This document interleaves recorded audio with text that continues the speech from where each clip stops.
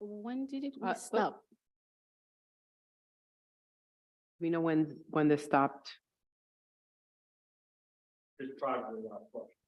Okay, so what do we do this? I know that that we have a legal counsel, our city solicitor Rebecca just wants to interject before you're able to answer the question, Councilwoman Jermaine. Thank Solicitor you, Rebecca. Madam Chair, and again, the apologies for interrupting, but I feel I have to stand and put this on the record. This matter, the Budlong Pool, is advertised as status and update. That's how it's docketed. That's how it was advertised. It's been on several times. This proceeding now is taking on the characteristic of a hearing. And under the charter, the council certainly has the power to inquire and conduct inquiries into any issues that affect the city. However, there is a process that needs to be followed. Witnesses need to be sworn, subpoenas can go out, so on and so forth. But we're turning what was advertised as a status and update into a full-blown inquiry as to the circumstances leading up to the Budlong Pool issue. So in my legal opinion, I do not believe that this is the proper forum. Procedurally, it's not proper. If there's going to be an inquiry, it should be advertised as such. Witnesses, if they're going to come up and they're going to essentially testify, they need to be sworn. But I don't believe that that's appropriate tonight, not in the format that this issue has been advertised for tonight. If someone wants to come up and give comment, that's fine. But this is a question and answer session, and it has all of the characteristics, as I said, of an inquiry, a hearing. So with all due respect, I have to put my foot down here and say that this is not proper procedure. Thank you, Solicitor Rebecca. Councilwoman Jermaine, are there any questions that you have for our legal counsel at the time? Okay, so what would you advise for now? If this committee decides it wants to essentially hold an inquiry or an investigation into the circumstances leading up to the status of the Budlong Pool, then that procedure needs to be followed, and that's a completely separate procedure, and I can certainly advise at a later time on how that's to be conducted. But for tonight's purposes and the way this was advertised, it's essentially just commentary, and it's advertised as update and status, not as a hearing or an inquiry. So you certainly can do this at a later time if the committee feels that that's appropriate. All I'm saying is tonight is not the time nor the place to hold this type of proceeding.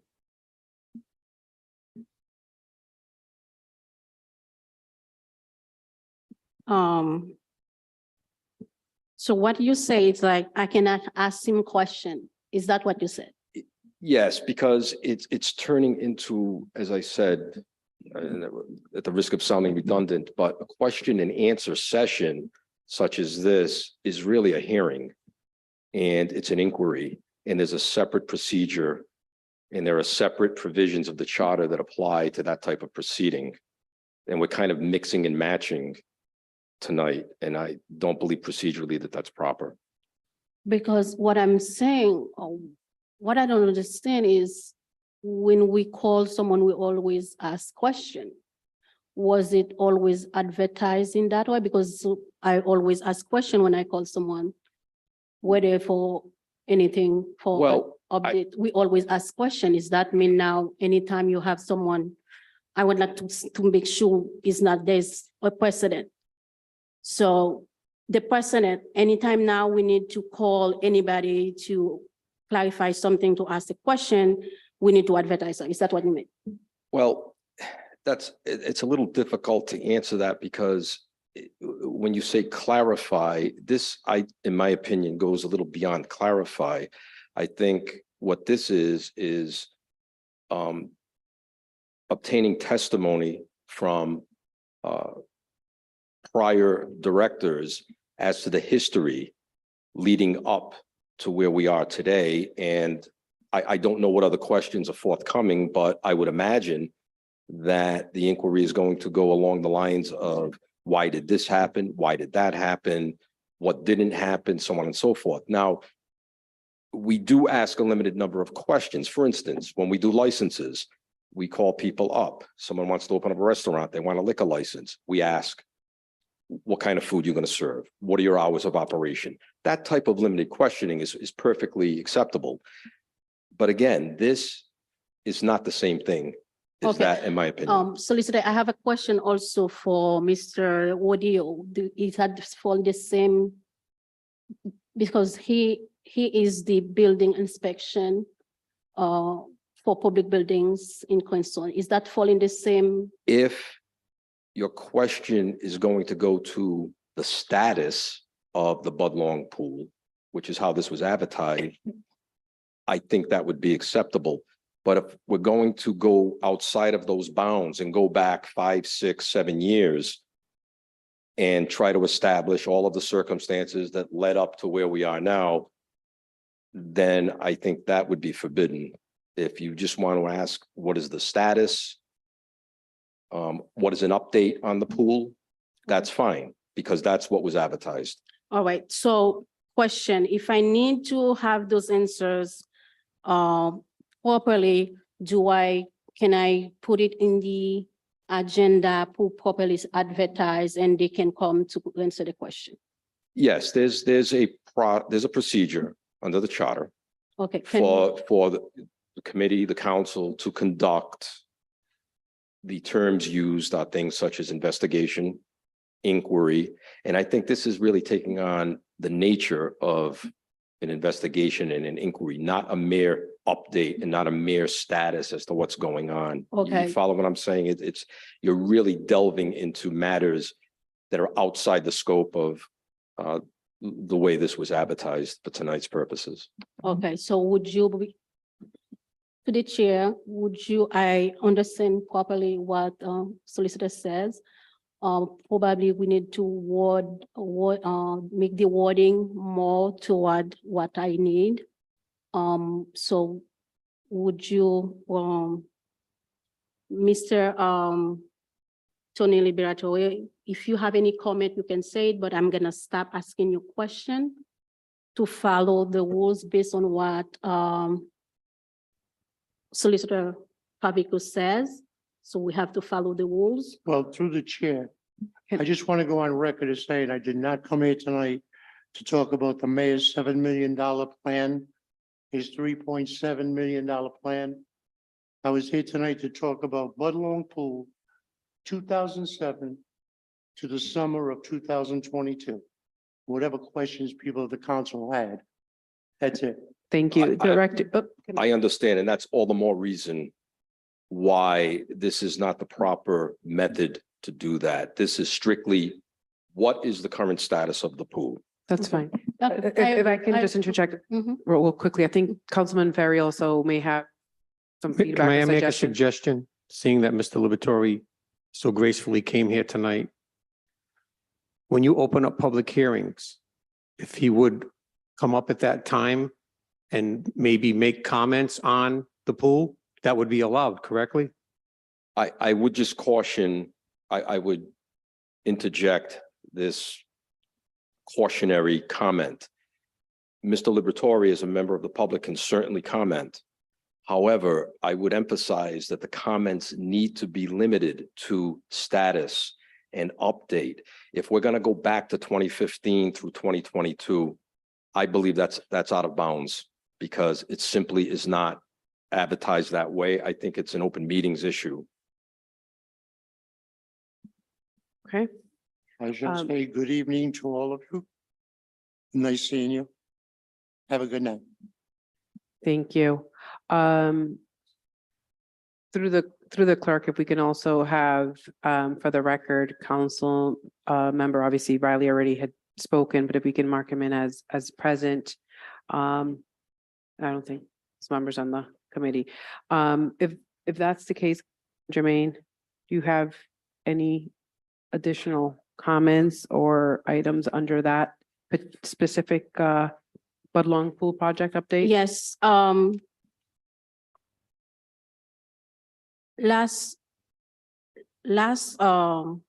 but long ball have been in the agenda every month for quite a while, and that's gonna stay every month until the Budlong pool open and operational. So what I want to mention for the record is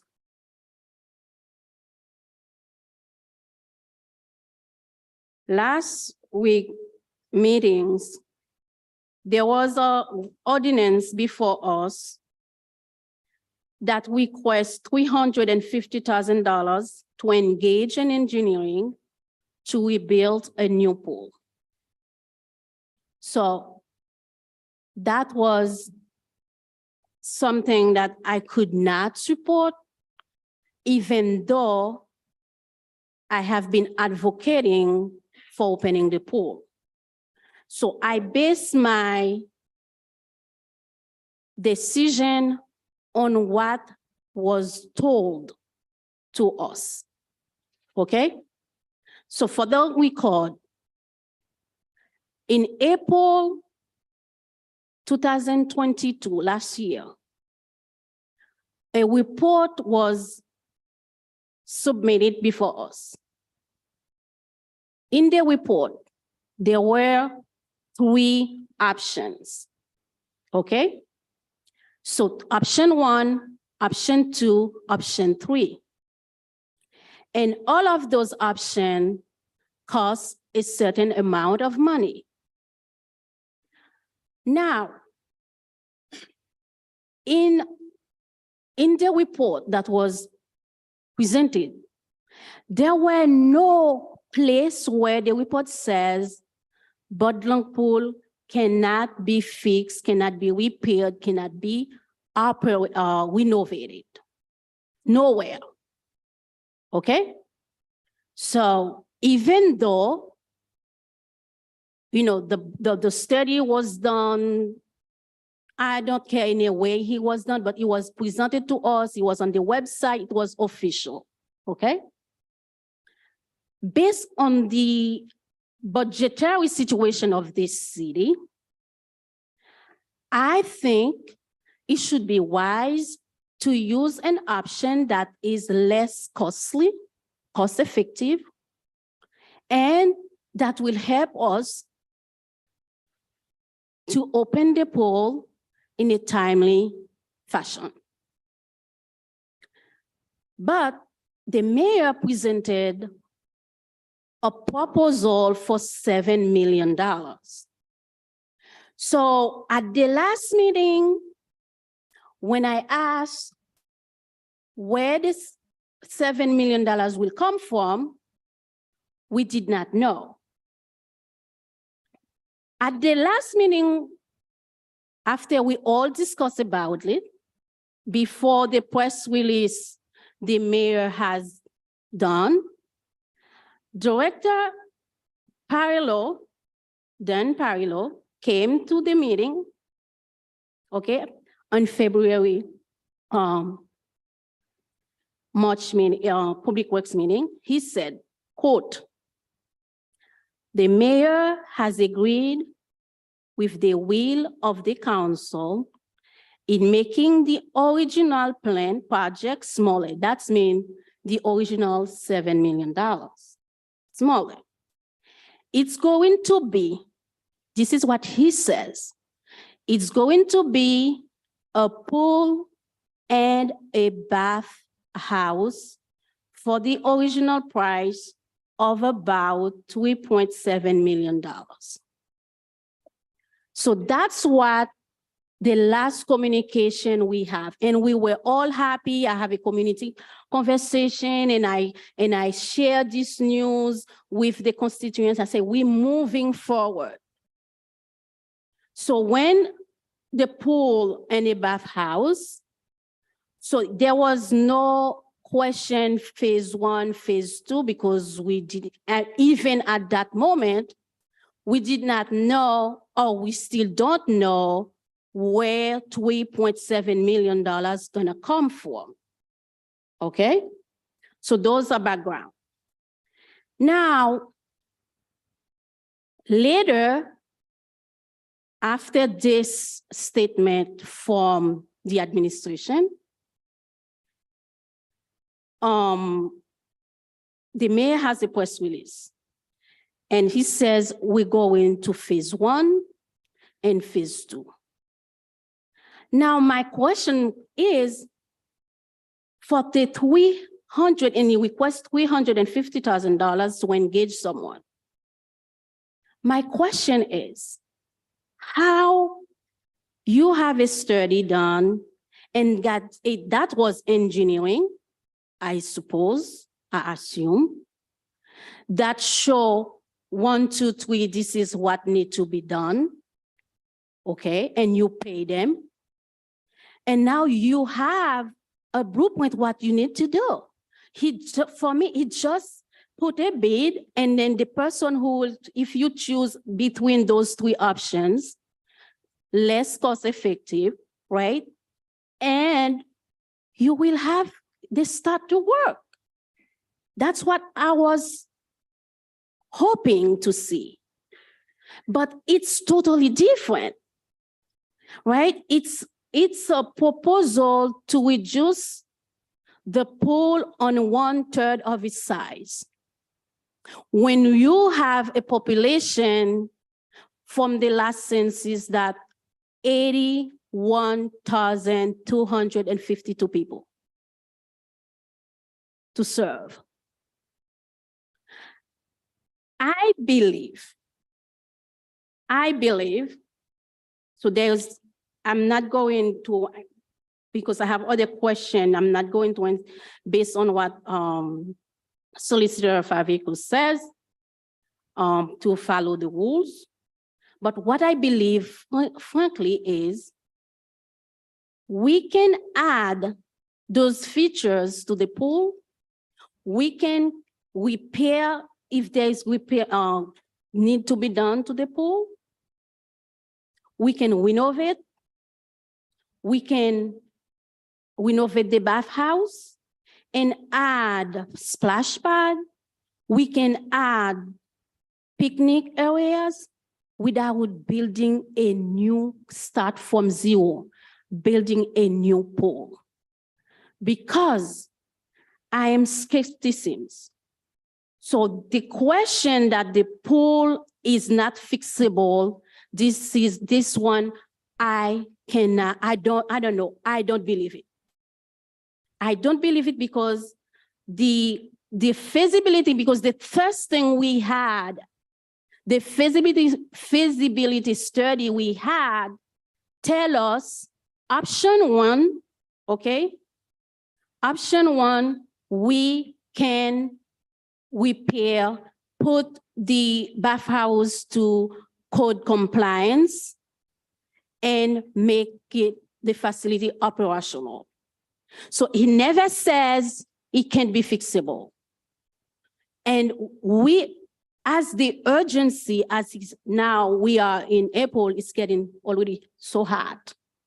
So as we need to have a pool operational, I believe, okay, we can go with the proposal and add, as I mentioned, resurface the basketball courts, add splash pad if we have the money, add picnic area if we have the money, but we don't need to build a new pool. Because unless, that's why I request to have those information. So looking for good information is not a problem. Look for transparency is not a problem. So I believe that's why I emailed the administration to have these people come up, because I believe Mr. Tony Liberatore, who worked in this facility for so long, is in a better position to tell us really what's going on with the pool. Because if he says the pool is cracked, the liner that they spent almost $200, I think, $200,000 to put a new liner in 2017. And that has a 20 years guaranteed. So if we did put a new liner that sit in the basin, so if this is cracked, if there's a leak on the liner, if the liner is no longer operational, now we have a leak in the pool. So the first thing, has the pool ever been emptied since 2019 when we closed for COVID to see what crack, what leak he has? How do we determine this if it's been closed? So I wanted to have those answers. So if it's cracked, it cannot be repaired. That's one thing. But if we feel like it's too big, we don't need it because it's too big, we need a new one, that's another thing. If we feel like the population we serve, 350 people, do not need the pool, that's one other thing. But the one thing I need to know is, what is the truth here? Is the study lie? Because they said we can repair, we can fix it or not. Because I want to hear from them, this study. What this study says in this report, he said we can repair. So for that reason, I give the background where I stand. Just say before I approve any money, is $350,000 is from ARPA money. I pass a resolution, I propose a resolution to use ARPA money. But guess what? ARPA money is taxpayers' money as well. It's not because it's ARPA money, we can waste it, we can spend it anyhow. It's not because it's not our money, that it's just federal money, we can do whatever, we can waste it anyhow. No. I think we need to use ARPA money wisely. That's my intention. So before I say yes to $350,000, I know some of you do not have any problem to use it, but in good conscience, if we have a study, now if the study was BS, the administration will say, I'm sorry, I made a mistake, the study was BS. So we cannot, if the administration says, we cannot just, because we said it when it was proposed, we didn't trust it, but it was the administration defend this study. Now, if you tell me another thing, so I would like to know what is the administration says, this study, feasibility study was BS. I'm sorry, I cannot trust it. Okay. What I would ask is to continue this and to put proper language, verbiage, to have Mr. Wodio, Mr. Deliberatore, and a member from Federal Hill to tell us what is it exactly. Okay. Councilwoman Jermaine, thank you. And I just want to make sure that we don't go out of line in terms of kind of falling out of what was added under status and update, which is on the Budlong Pool project, because we can fall out of line. Want to say we stay within and make sure that what we advertise is what we're also discussing. So I can now, if I can definitely have the director or the city solicitor provide any questions or responses to your questions, and then also continue this. But I think Council Member Riley, do you have your hand up? And who else? Council Member Donegan as well. So. Thank you. I don't even know what planet I'm on right now. The fact that we believe the fact that you're saying you're skeptical of a report and that it's BS coming from the mayor's office, with no basis whatsoever. You're just throwing these accusations out there. This is absolutely out of line. So, that you believe something, you have to have a basis for it. You can't just say things. And I mean, that's just absolutely irresponsible. So let's get to some facts. First of all, the design of the pool, that's an executive function. That is not our function. We're a legislative body. That's the mayor. He's executive. He has duties. We have different duties. If you want to do those duties, run for mayor. The ask last week was not 350,000. It was up to 350,000. Big difference. So they did that based on experts in that field, not because we believe something. So they said, the former Public Works Director said the architectural drawings for something of this could go up to 350,000. It could be 200,000. It could be 100,000. That is the responsible thing to do. Next, to fix this, the mayor gave us 3 proposals, and he didn't have to. He did it to be conciliatory, to work with us, not to give you fodder to just go off and blast him without any basis whatsoever. And this is just completely out of hand. So to fix the bathhouse and the pool in its current form, I believe he said it would be about 2.7 or 2.5 million. Then to build a brand new one would only be about 3.5 million. So for 800,000 more, we get a brand new thing rather than just patching up this thing. And the study said the building's crumbling. It's falling down on the left-hand side. The building is not ADA compliant at all. The pool has a liner that has to be filled far more than what a new thing would cost. So you're saying you want to pay for all that water every single time you're going to fill that pool up? Let me ask you, do you know how much it costs to fill the pool? So that and the suction problems that come from that could put kids at risk. Point of order. Why is he questioning her?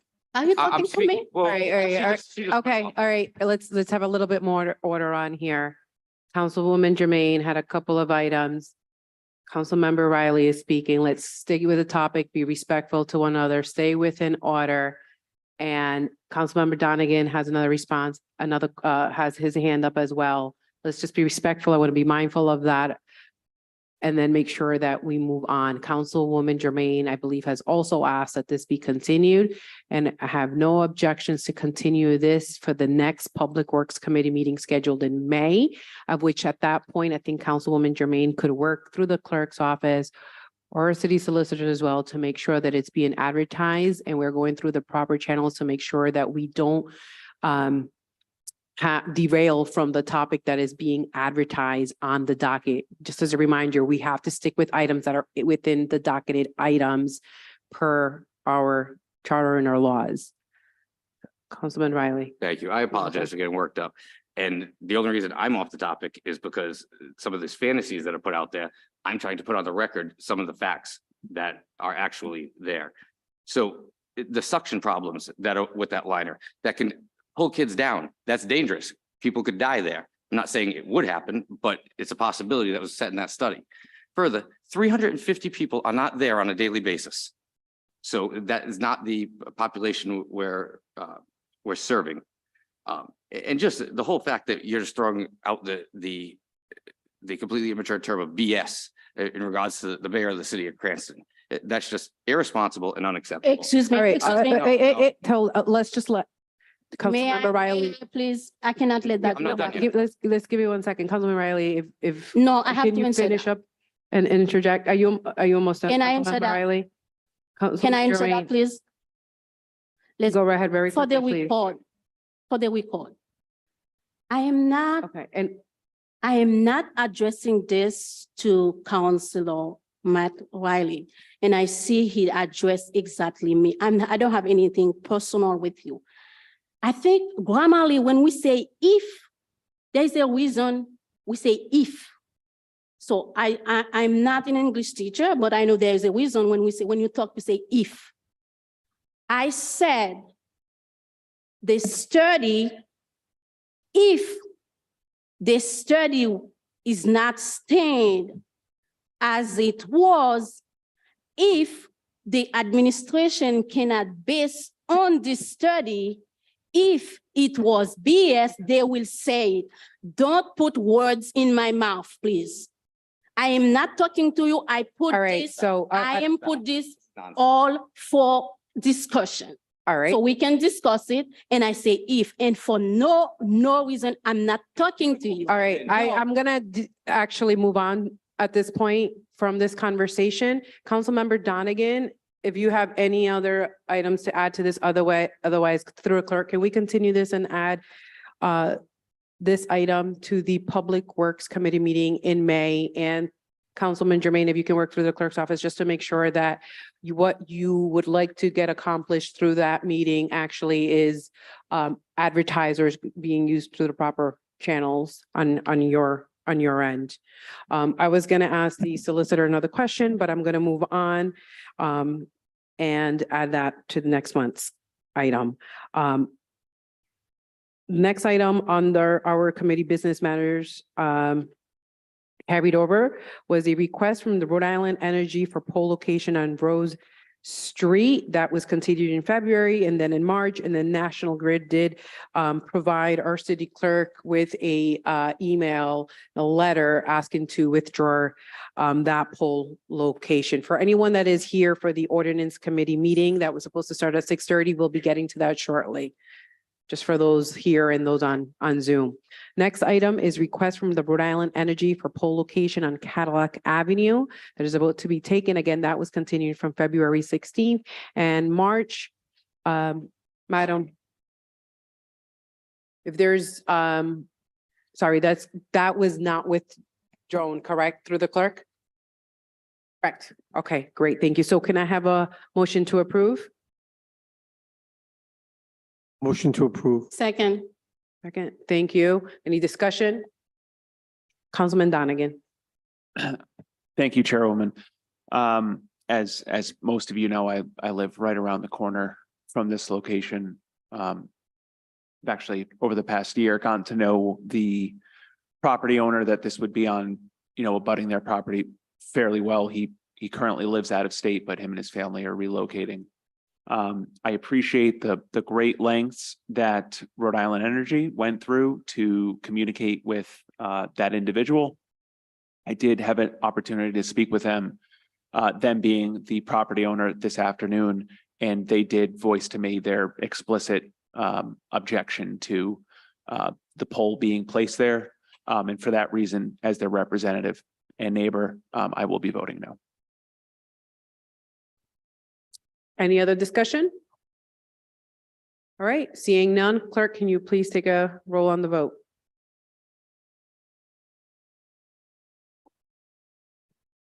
Council Vice President Vargas, Yes. Councilwoman Jermaine, yes. Councilman Ferry, Yes. Councilman Donegan, No. Councilman Riley, No, Council President Marino. No. Thank you. Motion failed on a tie vote. All right, so that's moved and it dies. So on to the next item on the agenda. It is item 2-23-03, ordinance and amendment of chapter 15 of the Code of the City of Cranston, 2005, entitled Buildings and Construction, Poles Relocation, that is sponsored by Councilman Donegan, sorry, and that was continued as amended from the March 16, 2023 meeting. Is there a motion to approve?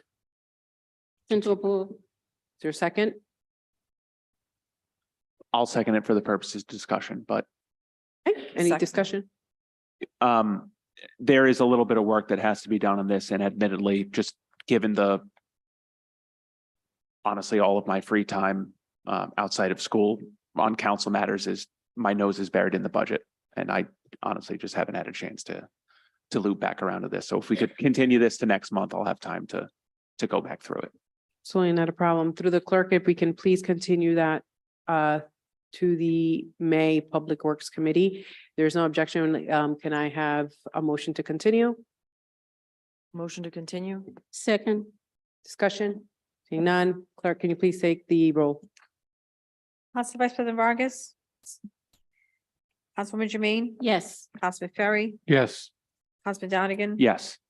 Councilman Riley, yes. Council President Marino. Thank you. Moving on to the second item on the agenda, that public hearings and new matters before the committee. Is there anyone here present in the council chamber that would like to go ahead and speak on docketed matters only? Right, seeing none, is there anyone, Tom, on Zoom? I see no public comment. Thank you. Oh, never mind. I thought that was you. All right, thank you. Public hearing now closed. Now, the next item is new matters before the committee. I had an item under new matters for the committee, and that was waste management trash pickup on Park Avenue, Ward 1. And the second actually item on there, it's kind of combined into one. It was this sweeping schedule and the pavements of Ward 1. So there's actually 3 items on here that I have, but it was under one bullet. So the first item, I had spoken to the director, Moretti, already, and I just want for the record, here he is, thank you. Believe we discussed on that, but my concern on here was that on Park Ave, trash pickup in Ward 1, particularly on Park Ave, going from Park Avenue to Parkview Middle School, trash pickup, we can avoid waste management from picking up the trash from 7:30 in the morning till 8 in the morning.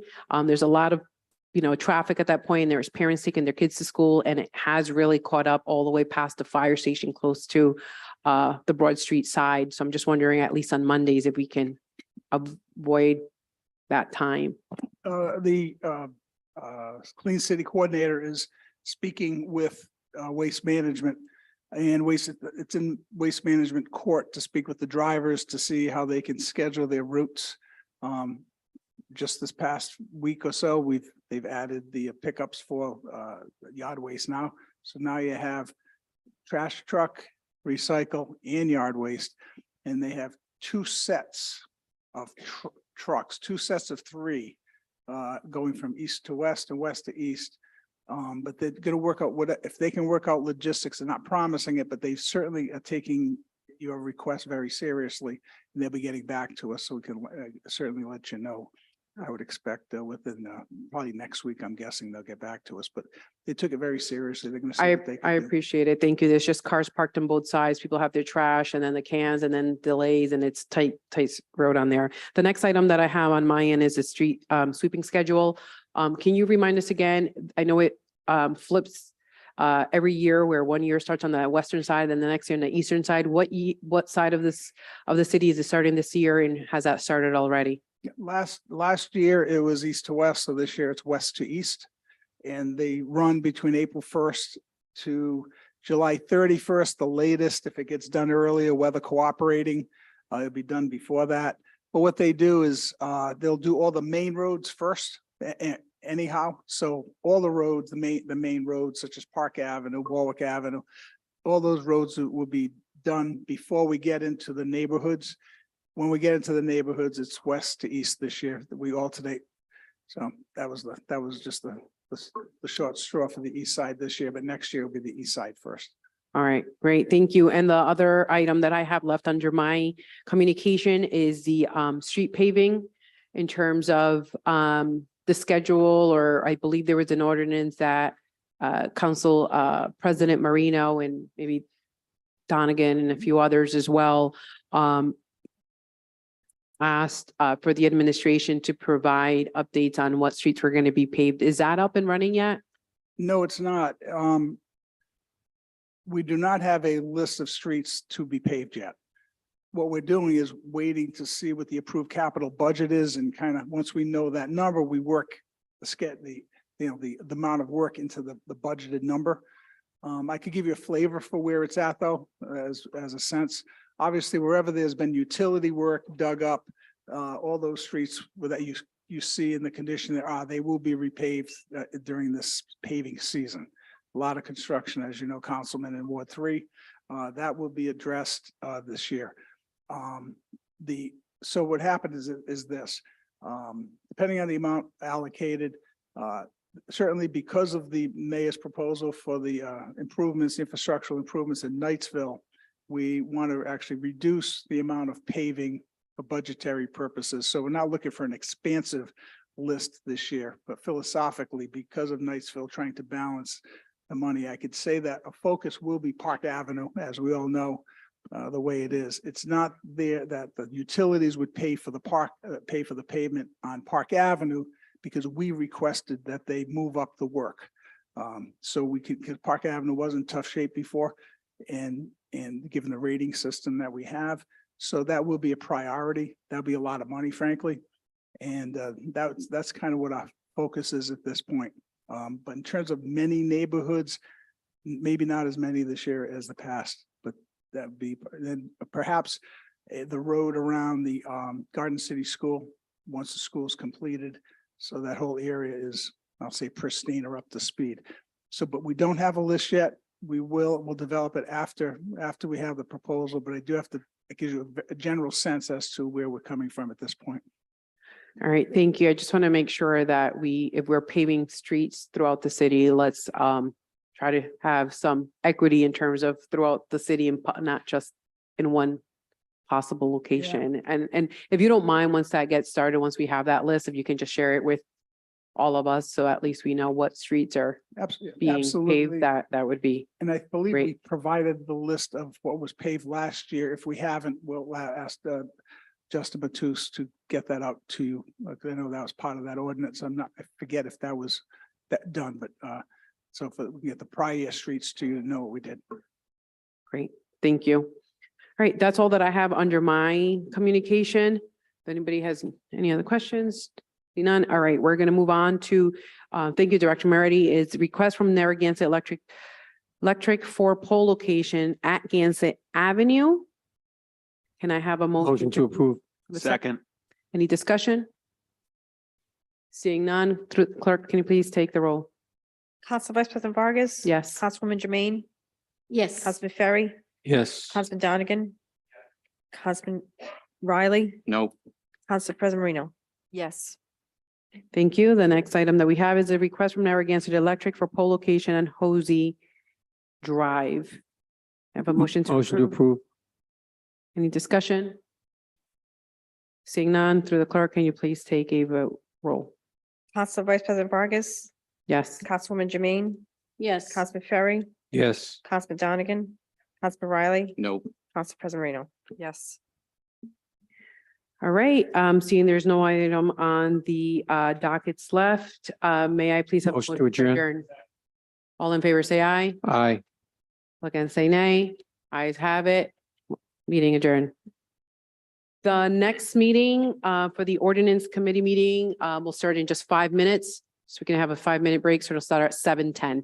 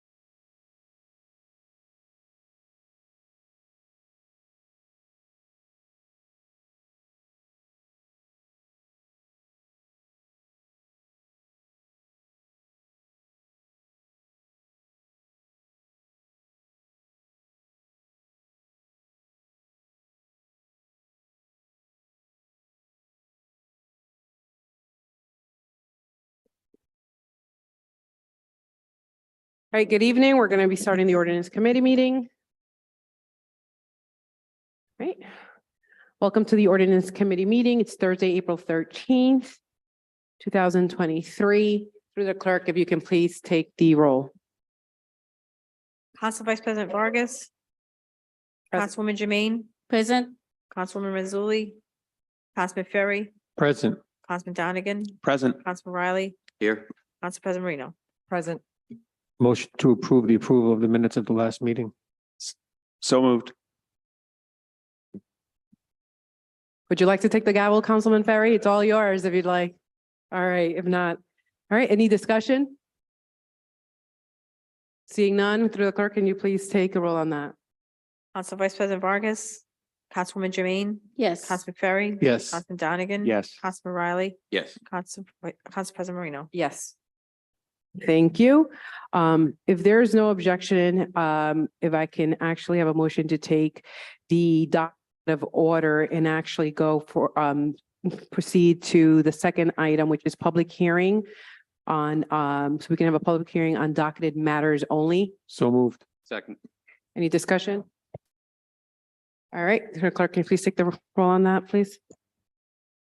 Council Vice President Vargas. Councilwoman Jermaine. Yes, Councilman Ferry. Yes. Councilman Donegan. Councilman Riley. Yes. Council President Marino. Yes. Thank you. Is there anyone here in the chamber that would like to speak on docketed matters only? Please come forward to the podium, state your name and address for the record. Yes, good evening, Robert Murray, 21 Garden City Drive in Cranston. I'm just rising to speak in support of ordinance 3-2302 relating to the no parking restrictions on Kenwood Street. I believe you all have correspondence from me that I'd ask to be part of the record, but I want to publicly thank Councilman Ferry for his cooperation. I represent JMDH Real Estate, who owns the property at 140 Kenwood Street, which is the Restaurant Depot. The proposed ordinance would have restricted parking at all times on both sides of the street along their street frontage. I believe at the appropriate time, Councilman Ferry will offer an amendment to move the no parking restriction about 200 feet north to another pole. That would be appreciated by Restaurant Depot, and I hope that the amendment will be offered and passed, and happy to answer any questions, but you have my letter. Thank you. Thank you. Is there anybody else who'd like to come up and speak on docketed items?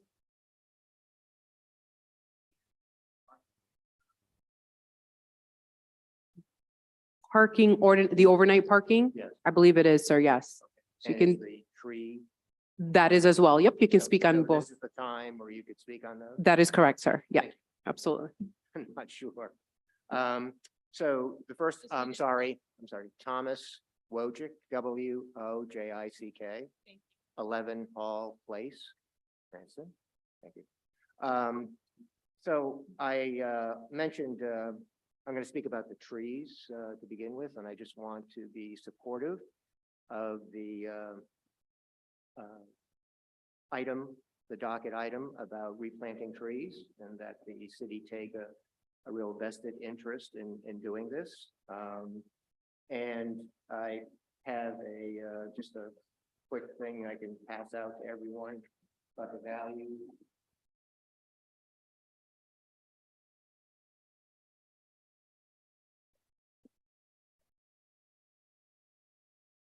I mentioned these comments at the last meetings, I thought it was the docketed thing, but as you can see, the top part of what I have here is just to show us that a tree has value. And it also can, be turned into dollar value. So when we take down a tree, we lose a lot. We even lose capital. So the effort by the city to go ahead and replace trees when they take them down, I think is a really critical aspect. Along with that, we are losing trees just naturally, as well as we have homeowners who don't see the full value in trees and they're taking trees down. The tree in front of my house is probably over 100 years old. It probably has another 2 years maybe to live. It's a constant, sorrow that I have, knowing that that's going to go. And we're going to need to have to replace these items. Now, the value of trees is it's hard to even put a dollar value. First of all, trees improve the real estate value, both of residential properties as well as businesses. People prefer to live in areas where there are trees. Second, as it's related to the weather today and the pool, we need more trees because we need more shade and we need to have a cool city. Without trees, we will not have a cool city. And when you don't have a cool city, people act out.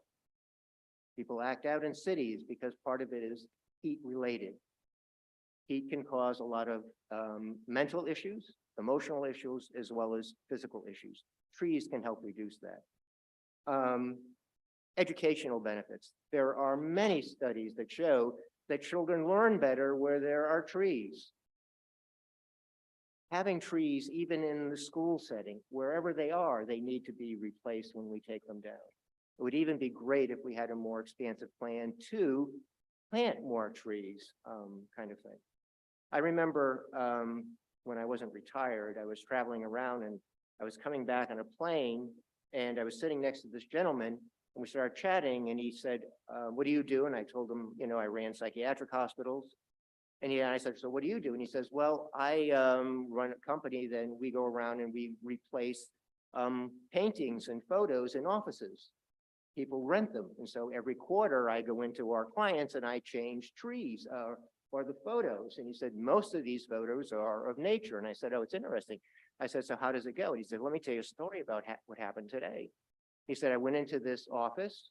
The woman was sitting there at her desk. And I went over it and I started sizing up the picture, taking measurements about what I was going to replace it, what size I needed. And she said, what are you doing? And he said, well, I'm taking measurements because I'm going to be taking this painting down. She said, no, you're not. He says, that's my sanity. He said, I get to look at those trees every day. I can't go outside, but I can get to look at them. And that helps me keep my sanity. Even in our psychiatric hospitals, we made sure there were plenty of trees, plenty of pictures of nature. So I just wanted to advocate for the small amount of money, you're going to get a large payoff. You get a cool city, very important. And the last thing is that I have a sister that lives out in California, and it's been horrendous with rain out there. And they haven't had enough trees to absorb water. Now, the way climate change is going, we will not know where the next rain season might be like they had in California. If we keep losing our trees, we're going to run into problems with runoff that are going to damage buildings, going to damage roads, going to damage a lot of things. Trees can begin to help us slow that whole process down, as well as save us money. So I just want to advocate for that particular ordinance. I hope that you will pass it. It's really critical. My last thing is on the overnight parking. I think it's completely absurd that we're not permitting people who cannot park in a driveway, that we're taking their privilege away of parking on the street. The street is a public street. What is the reason? Tell me why we can't do that. Why can't we do that if they can do it in Newport? Why can't we do it? You know what? I just heard that the last meeting, someone asked, can we please change the hour that the trash trucks pick up on Park Avenue because it's too darn crowded? We've got cars, we've got buses, we've got trash pickup. We've got kids going to school. Well, why don't we ban the trash then on Mondays if it's too dangerous to have things in the roads? Why aren't the police complaining about that? Why aren't everybody complaining about that? Why is it okay? This is at night. This is when the cars are parked. Overnight park, it's not like jammed through and we still pull over. I'm sorry. This is completely ridiculous. This is really an issue that makes city not a good city, but a bad city. Because it's not addressing the needs of our citizens. It's taking away rights. It's taking their ability to pay their rent, to live comfortably. And I think it's really unfortunate that we even cater to two basic things. And it's not a safety issue because they do it in all cities throughout the United States. Thank you. Thank you. Is there anyone else from the public that would like to have any public comment on docketed items only? Good evening, sir. Can I have your name and address for the record? Sure. Good evening, Brian LaPlante with law offices at 78 Kenwood Street in Cranston. I appreciate very much this committee taking up what is ordinance 3-23-02. And in particular, I appreciate Councilman Ferry and Mayor Hopkins for sponsoring it. This has been a long-standing issue since we moved our business from Providence to Cranston. One of the reasons we did is because of what you're doing this evening, which is protecting and helping businesses like ours and our abutting business owners. Kenwood Street, which is runs parallel to Niantic, is an absolute parking lot. It has gotten so horrible that over the last week, we actually have truck tires now being stored along the street for changing the tires on trucks that park on the street. Most of the owners of those trucks, we have learned, actually live in the city of Providence because of its proximity from Kenwood Street to Providence. The bottom line is, unlike the resident parking that is at issue in another ordinance, this is a no-brainer. This is entirely protective of business, and there's really no downside to this. In fact, I appreciate Attorney Murray involving himself and communicating openly with us about his client's particular concern with respect to Restaurant Depot, as they have truck drivers there early in the morning. Sometimes they have to wait to consummate their deliveries in the morning. And so we certainly don't want to undermine that legitimate business effort. But as far as storing trucks and trailers and peripheral items, it really needs to end. And I appreciate very much your support of that ordinance. Thank you. Thank you, sir. Is there anyone else? Good evening, sir. Your name and address for the record. Good evening. My name is Warren Heyman. I live at 70 Arnold Avenue. And I want to speak, first of all, I want to commend the council for passing the ordinance previously that says the city is going to replace every tree that gets taken down. I think that's an important first step. I do have a question. I don't understand, since you've passed that ordinance, I would assume that the money for that has to be put in the budget. Otherwise, it doesn't seem to make a lot of sense. But tonight I want to comment on the other tree ordinance that is before us, that the council people, Vargas, Marino, and Donegan put in about when you take down a tree, then there would be a notice posted. And I think that's a very important amendment to the ordinance. I do want to suggest that you don't require there to be a hearing for every tree that's taken down, but rather that when the city wants to take down a tree, they would post a notice on the website and on the tree. The notice would stay up for 7 days, 7 calendar days. If someone were to then say they would like a hearing, then the city would have a hearing. If nobody says they want a hearing, then you don't need to have a hearing. But I believe the way it's written now, it would require there to be a hearing for every tree that's taken down. So I think this is an important modification, but I don't think that we should have hearings for every single tree. I do think that the public needs to know about every tree that's supposed to be taken down or going to be taken down, should be posted on the website. We should have 7 days to go and look at it. And then decide whether or not we do or don't want to have a hearing. Thank you. Thank you, sir. Anyone else on the council that would like to speak on docketed matters before us this evening?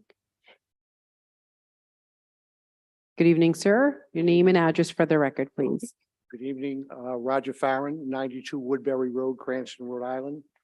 And I'd like to speak on the legislation to protect the Patuxent River. In particular, the situation dealing with the PVC pipes that are located actually on the Warwick side of the river, but are very pertinent to Cranston also. There's a large supply of PVC pipes over there, also known as polyvinyl chloride. When these things are manufactured, they're supposed to be stored indoors and not subjected to weather and palletized. These PVC pipes are currently just scattered all over the lot.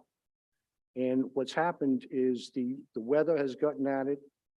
Because they're not stacked, they're starting to become deformed, and they're starting to break down both physically and chemically. The material is, when not stored properly, starts a process to chemically break down the PVC, leaching chloride into the soil and surrounding areas. It also starts a physical breakdown where the material starts to break, starts to become distorted.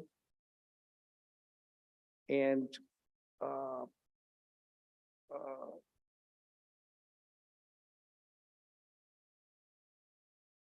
sorry about that, and leads to product failure. The issue becomes, what do you do with this, with these piles of PVC that are no longer useful? So disposal of PVC is quite a process. Only 0.5% of PVC is recycled. You can't burn it because of the chlorine that would be released into the air. So what has to be happening is it has to be ground to make it more feasible to compact. Because of the process and the air filtration systems that are needed for this, along with federal mandates, this becomes a very expensive process. Landfills are also running into issues now with the ground PVC now becoming issues in the landfills themselves as far as causing chemical imbalances.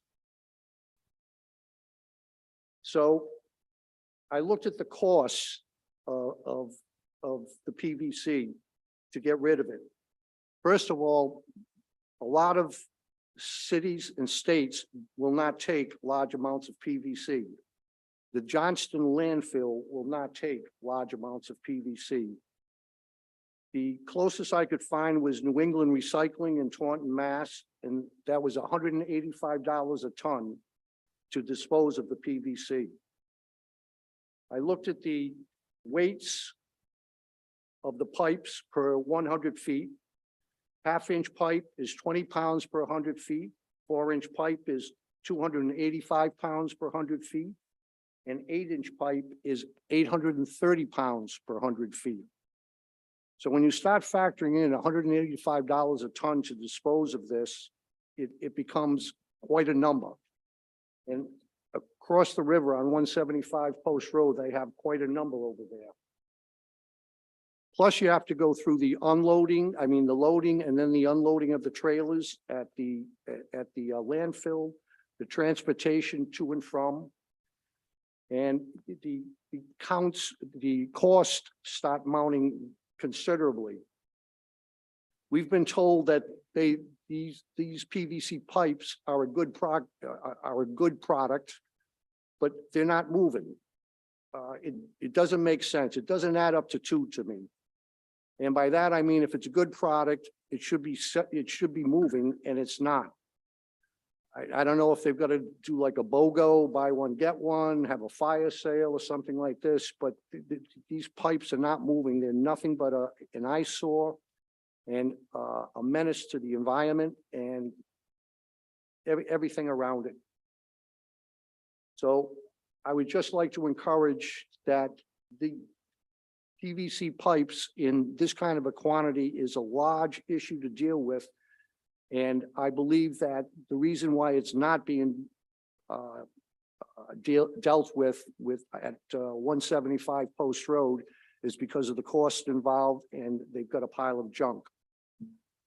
So the sources that I've used for this are Pacific Plastics out of Ocean, California, International Association of Certified Home Inspectors, New England Recycling in Taunton, Mass, and SGS Polymer Solutions Incorporated, also of California. Thank you. Thank you, sir. Anyone else? Oh, we have another person. Good evening. And actually, I'd like to recognize a former council, citywide councilwoman, Smile. Sarah Lee. Welcome back to the chambers. I'm Sarah Lee, 131 or 1330 Narragansett Boulevard, Cranston. I just wanted to thank you all for voting, whoever did or passing legislation to replace the trees that are taken down. That was great to hear. And I want to just comment on the ordinance to make notification when trees are going to be trimmed or taken down, that they create a list, just like Warren said, so that we can see where and when trees are taken down. So we have a history of this, so we can kind of keep track of the canopy cover and where we're going thin and what's happening. We do have some areas with older trees along the streets that are going bare. So that would be great. And that, again, maybe we don't need to schedule hearings for every single tree, because sometimes it's just plain obvious that it's dead. And but if a hearing is requested, that we be given the 7 days to make that request. So, but thank you very much for being pro-tree. Thanks. Thank you. Nice to see you, Councilwoman. Anyone else? Good evening. Name and address for the record. Good evening, Dr. Donna Rook, 79 Patuxent Avenue. I just want to speak briefly on the ordinance banning street parking overnight. Read an article on it recently, and I really questioned some of the reasoning and the logic. One of them being that emergency vehicles cannot get through, but for some reason only during those hours, which doesn't make sense. Never heard of any other community that had this type of ordinance. Other communities that have narrow streets have other plans that allow some people to park in front of their own houses in residential areas. And Cranston streets aren't any narrower than any other community. The article also cited saying that this law has served us well since 1969. I'm glad that it's not 1969. There's a lot of us that didn't fare so well in 1969. The composition of our households are very different. Right now, our household is combined with different generations so that we can survive. So there's more adults living in the same household. There's adults need cars. It's not 1969 where one person had a car. Now you have more cars.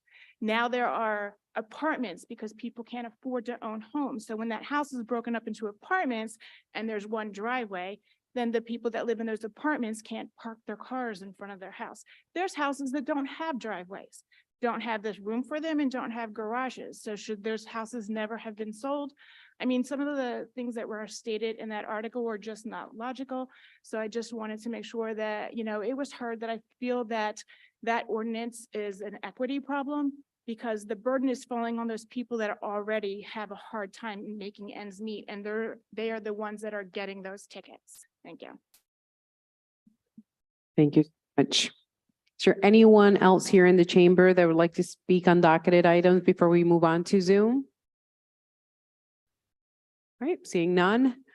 Tom, do we have any? Oh, I see the hand. Matthew Jersey.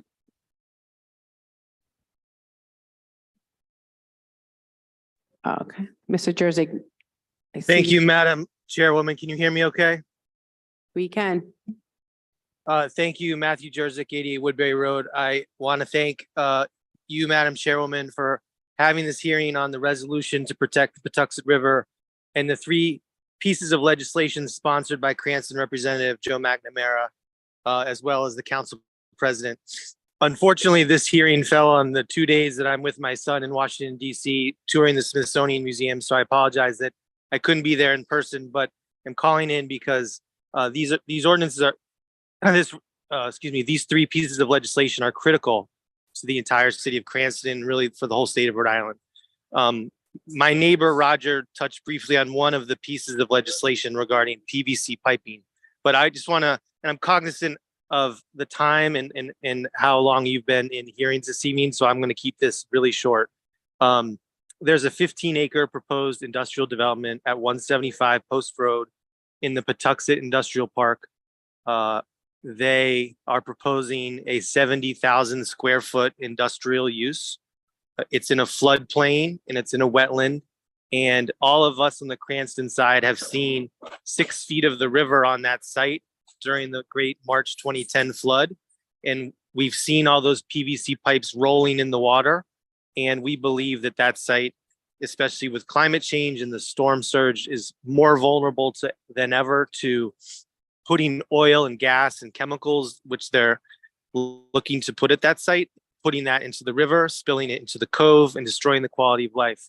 My 4 kids, when we moved to Patuxent Village in 2009, would play in that river and come out with their shirts brown as brown can be. And now there's fish back. The water's transparent. It's, you know, you can really say the Patuxent River is back. And notwithstanding that, there's a proposed development. After 4 meetings, the Warwick Planning Board voted to move it forward by a vote of 4-3, because there are 13 Cranston legal abutters to this project, including myself. Roger, we've appealed the project and we intend on continuing to appeal the project, but our Cranston delegation put in these 3 pieces of legislation that speak to the larger issues of, number 1, you shouldn't be storing all of this PVC piping on site. And Rep. McNamara has a bill that would authorize the director of DEM to order them to safely store it. The second bill speaks to the 3-mile trail that 30 years ago, the Cranston Boy Scouts helped develop, that ends on Post Road, in retaliation from over 1,000 Cranston and Warwick neighbors coming together and opposing this project. The owners of 175 Post Road closed that historic 30-year-old trail and put up do not enter private property signs up and down the trail. We've spoken with the Office of the Attorney General about law enforcement action that can be taken, or civil enforcement action that can be taken under a theory of adverse possession or another such land use theory. But this bill would empower DEM to protect long used public trails such as this. And then the final bill deals with a Superfund site called Ciba-Geigy that many of you are familiar with, and simply says, notwithstanding the fact that the EPA has a plan, I believe is approved in 2017 for the site, when there's massive flooding, these plans don't speak to what bubbles up from groundwater, from below groundwater, and would require testing to make sure neighbors who are downstream, boat owners who are downstream, people who live along the coast would know what is entering the water. And so I know these 3 bills as written aren't perfect. We had a hearing at the State House on all 3 of them, and Rep. McNamara and the director of the DEM are currently working on improved language for all 3. But the next month is very critical in terms of, will the bills get out of committee, and a resolution from the city council would go a long way if you were able to do that. So thank you for your time tonight, and I'd happy to answer any questions if you had any. Thank you, Mr. Jurzik. All right, we're going to move on to anyone else now on Zoom who would also like to speak on docketed items. Is there anyone else? I see no. F. Chase. Good evening. Can you please have your name and address for the record? I'm Suzanne Chase and I live at 54 Eldridge Street in Cranston. I'm actually 2 streets away from you currently. I'm calling in regards to the docketed item for the overnight parking. I strongly oppose it. My street is a street that is used constantly for the fire trucks, which is 1 block over. I have neighbors at the very bottom of the street that continue to park on the side of the street that says no parking. Nobody follows the rules. People just park wherever they want, whenever they want. I have an issue day to day with the school, high school children parking, which is fine. I go to work every day. I come home, they're gone. Not agree with the overnight parking situation problems. I'm going to have more issues on the street as it is now. They don't listen. They don't. Who's going to follow the rules of the permit?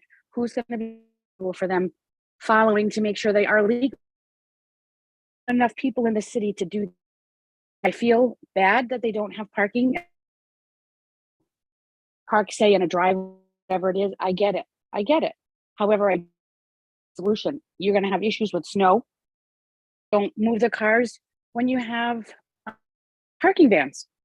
So what's the solution to the problem? I don't know, but I do not agree at all with this overnight park. I tell you, my street alone is a nightmare, an absolute nightmare.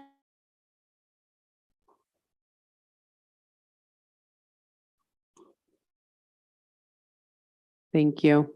Is there anyone else, Tom? Sorry? I see no public comment. Okay, thank you.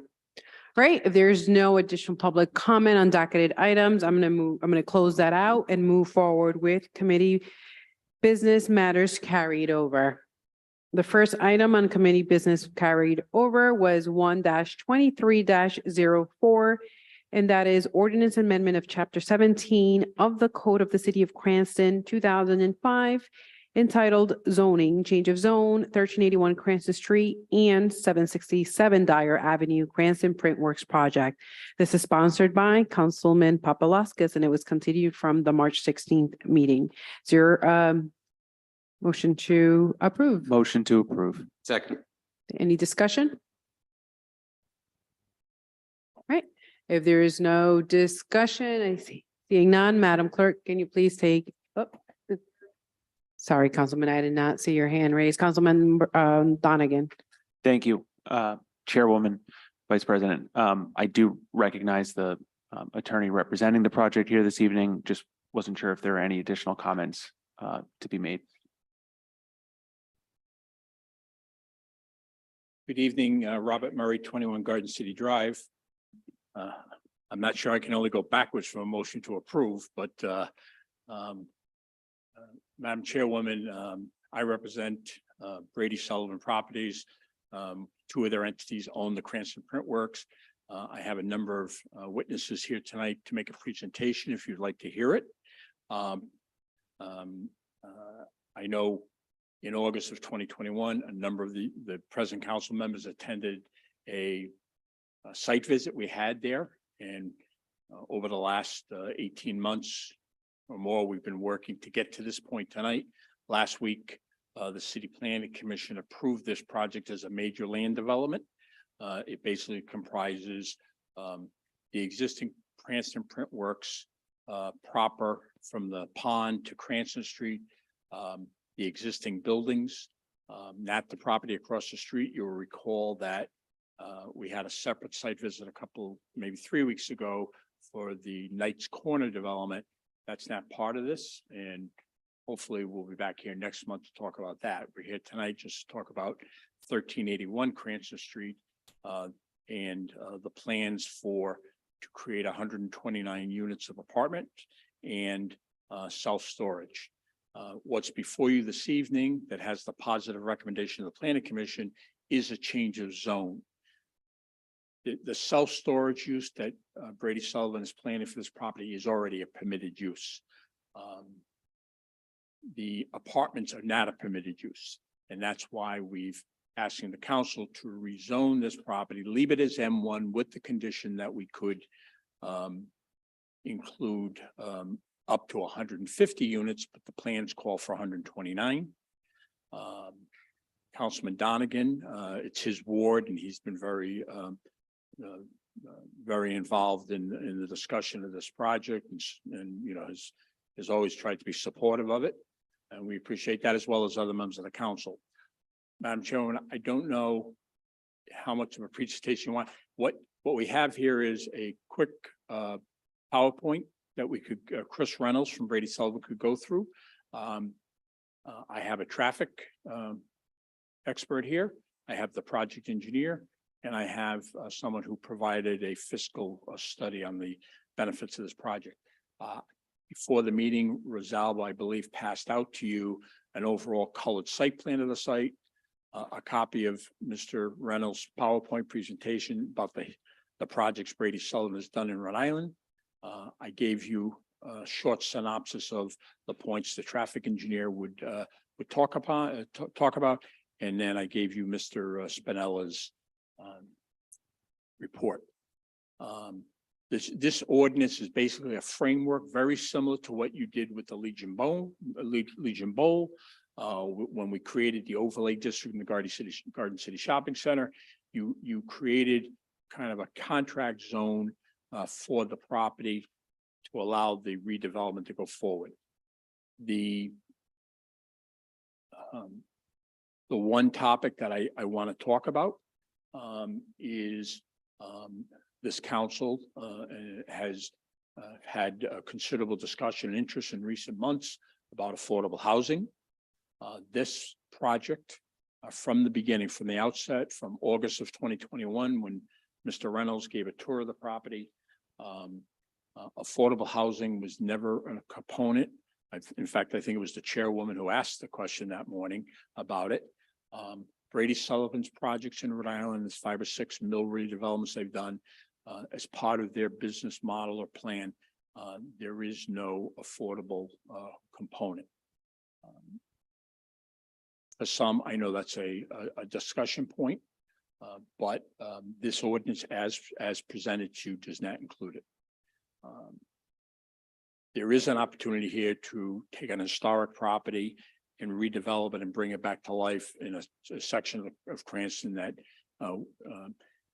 the council president, when we talk about Knight's Corner, and I'm paraphrasing, I think she said this is a pinch me project for Knight's Corner across the street. I'm not sure what's exponentially greater than a pinch me project, but this is a golden moment for the city of Cranston to take a property that is on its last legs. There are challenges with this property, floodplain, DEM, but there is the site plan there. You can see the existing buildings on the left-hand side, the new storage buildings on the right.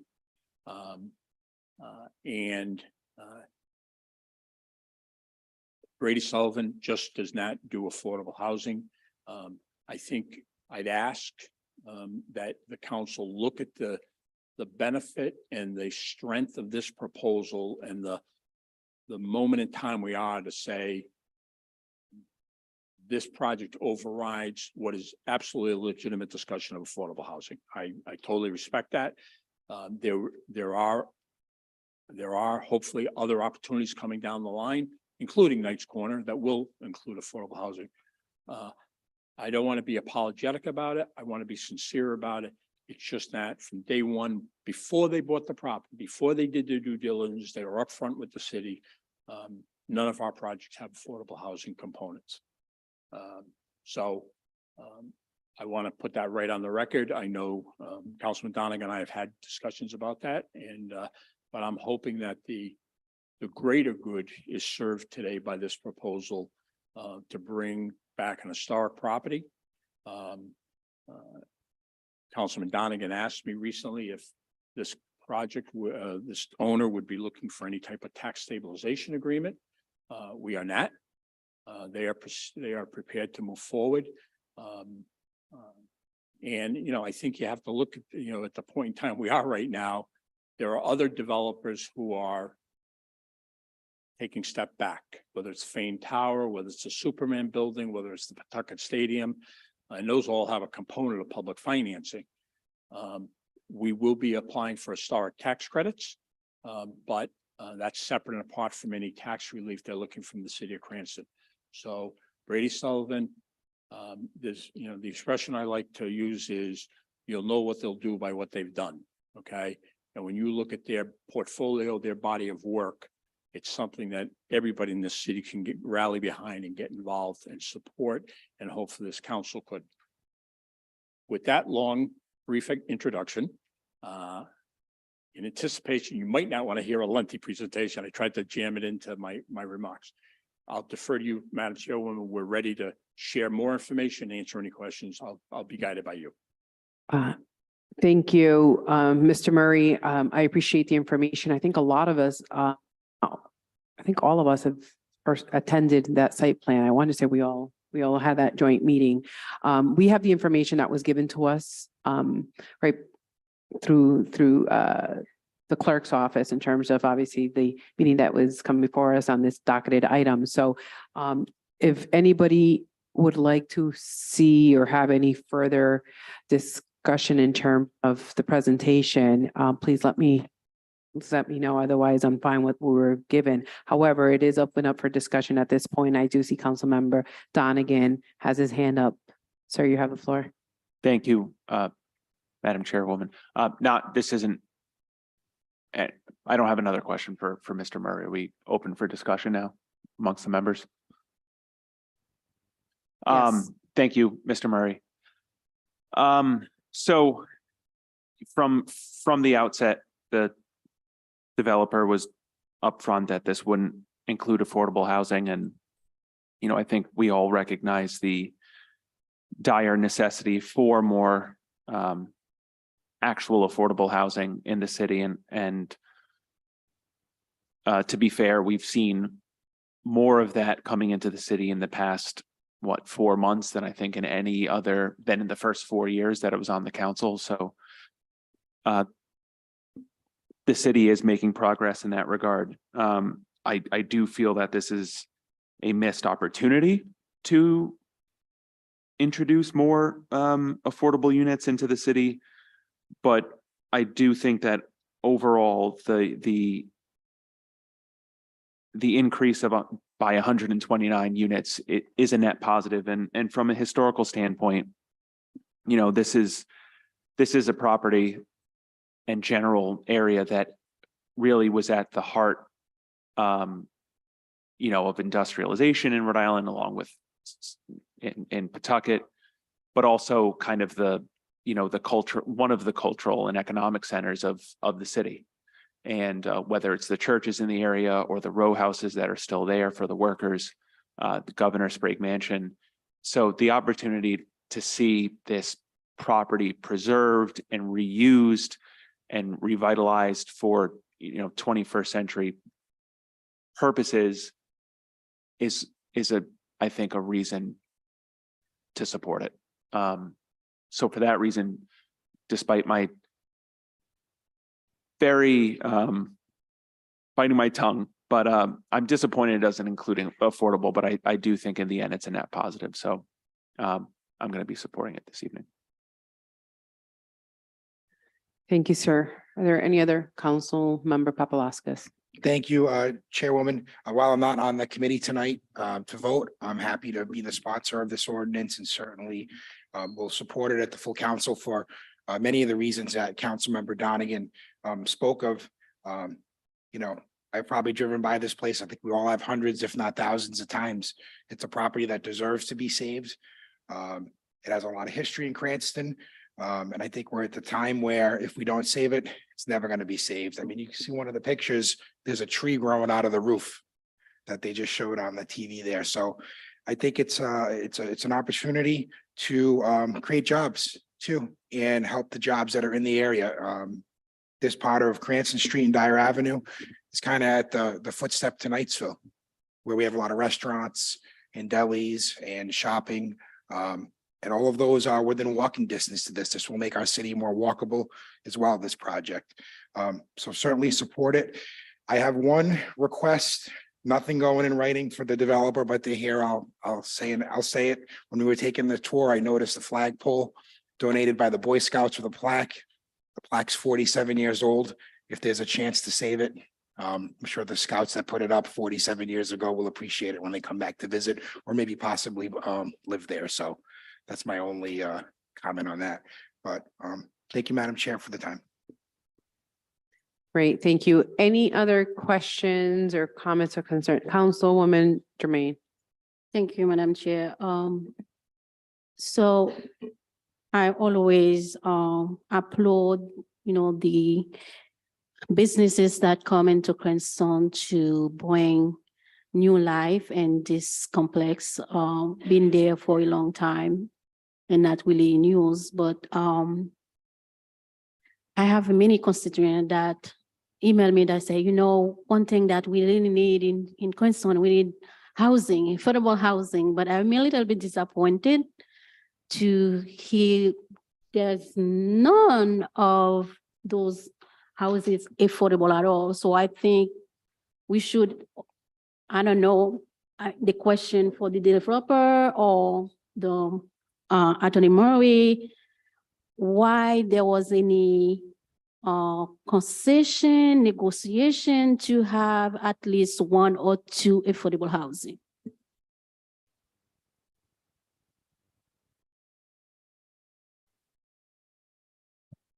Mr. Murray, if you would like to come up for that, to provide a Yeah, response. I appreciate Councilwoman Jermaine's question or comment. I've tried to describe this a myriad of ways. It's just not something that Brady Sullivan does in their business model. Okay, they bring good, clean redevelopment, new housing opportunities for people, whether it's young professionals, whether it's and I don't want to not bore you, but I don't want to go through the difficulties of retooling this mill to create housing opportunities. Not one apartment will be the same as another just because of corners and poles and everything else. This is a substantial project that involves a lot of creativity and foresight. And we have the premier mill redeveloper in New England ready to start. From day one, they said respectfully, we do not do affordable housing. So it's not an act of disrespect. It's just that if there's maybe another developer who came along and wanted to do this redevelopment, maybe they would include affordable housing. But the executive director of the Cranston Housing Authority is on the Planning Commission. He was at the Planning Commission meeting last week when they unanimously supported this change of zone ordinance. And when we're talking about the size of capital investment into this project, he questioned whether or not the developer could support the cost of the project if they were required to have affordable housing. He's the executive director of the Housing Authority. So that's the give and take of the economics of the project. But if we want Brady Sullivan to go forward with this, we have to take a leap of faith with them that this will be a very special project, special result, and still provide 129 units of new housing in Councilman Donegan's ward that aren't there today. And if you're familiar with their other Rhode Island projects, whether it's American Tourister or Anthony Mills or US Rubber in Providence, particularly in light of the COVID experience, more people working from home, this will be an epicenter of a lot of new energy and activity for Ward 3 and the Knightsville area. And I'm asking, and Brady Sullivan's asking this council to say, we know affordable housing is a consideration. Please support this. Because if you want Brady Sullivan to do the project, that's the portfolio they're putting forward this evening. Thank you, Mr. Murray. Thank you for the explanation. So I asked the question, it's not because I'm not in support of it. So I said it before. If you live in Queenstown, you have the money to afford a $500,000 home, we have to be able to offer that. In the same time, if you live in Queenstown, you have to be able to offer a 1,500, you have to have it. So I'm all for development, but at the same time, I like to see also everyone can be and for inclusively can be afford something in the city. So that's why the question was asked. But I will be in support of the ordinance change. Thank you. Thank you. Anyone else on, any council members have any additional questions, comments? All right. Director Murray, would you like to add? Yes, please. Just want to pass along, the Mayor Hopkins has been working closely with the people, with Brady Sullivan, had conversations with them. This is one tremendous opportunity for the city of Cranston. It's not just 129 housing units.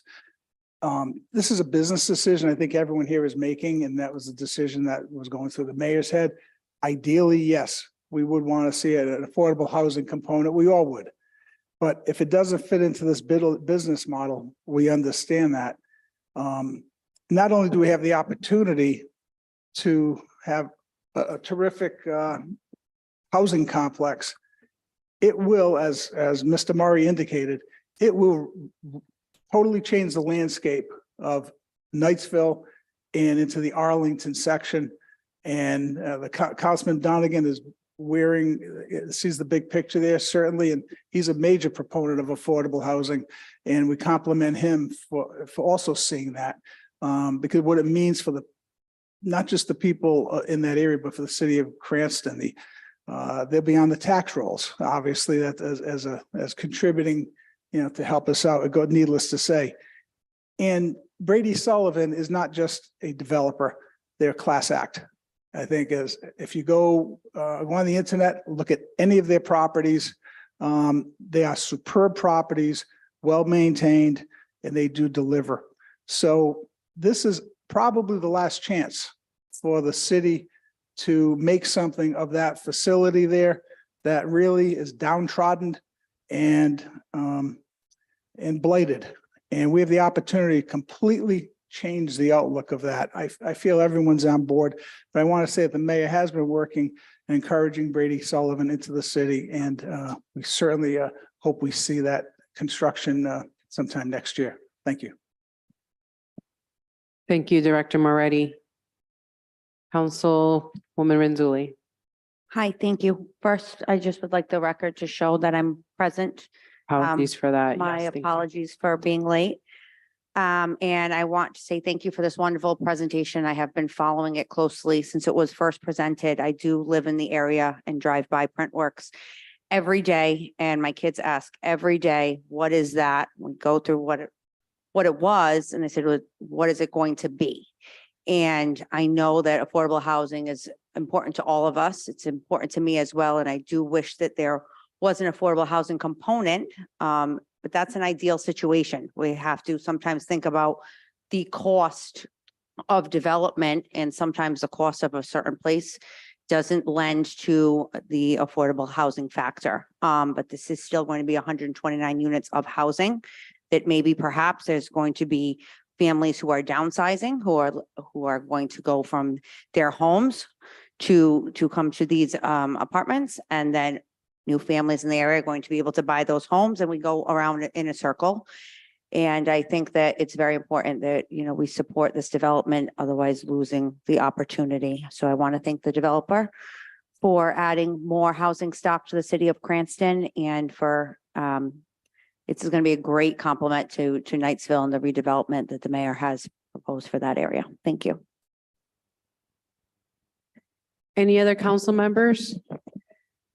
Council President Marino. Thank you. I know we're running short on time, so I'll keep my comments brief this evening. I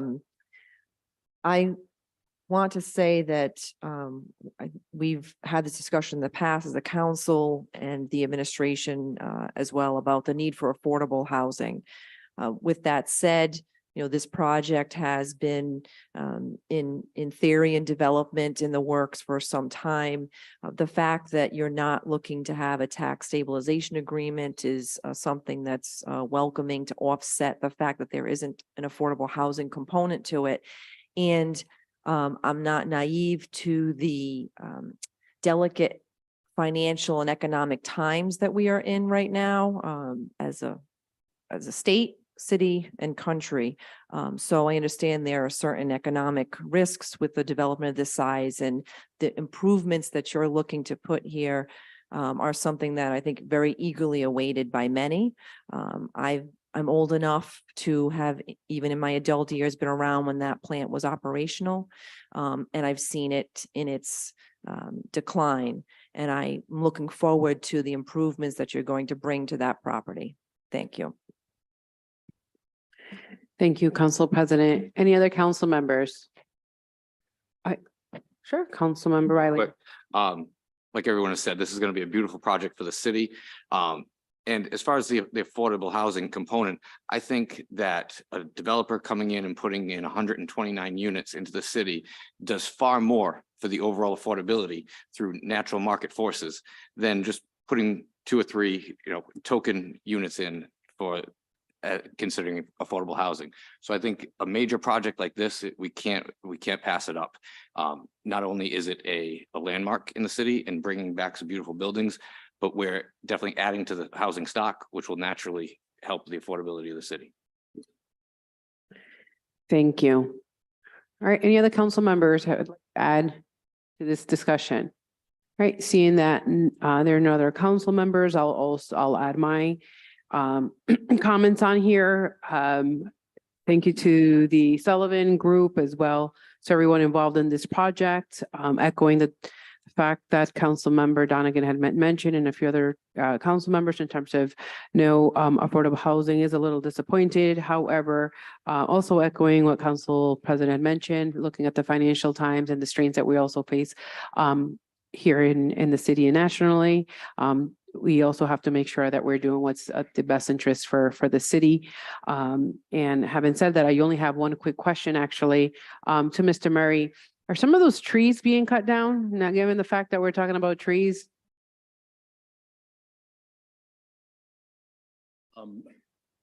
There may be some along Dyer Avenue, but I don't think there are many. There's Mike Smith, Chair of the Planning Commission, was very concerned about a large tree in the back towards the top of the screen, and we've committed that that's not going anywhere. Because obviously we're working with the existing building, so there's no trees to worry about there. I'm not sure about the one coming out of the roof, but I think we can donate that one to Councilman Chris, Papalaskis. am I correct? Are there a lot of trees we're removing? Or okay, Mike Malinowski, our project engineer, just said that there are no specimen trees that we're removing.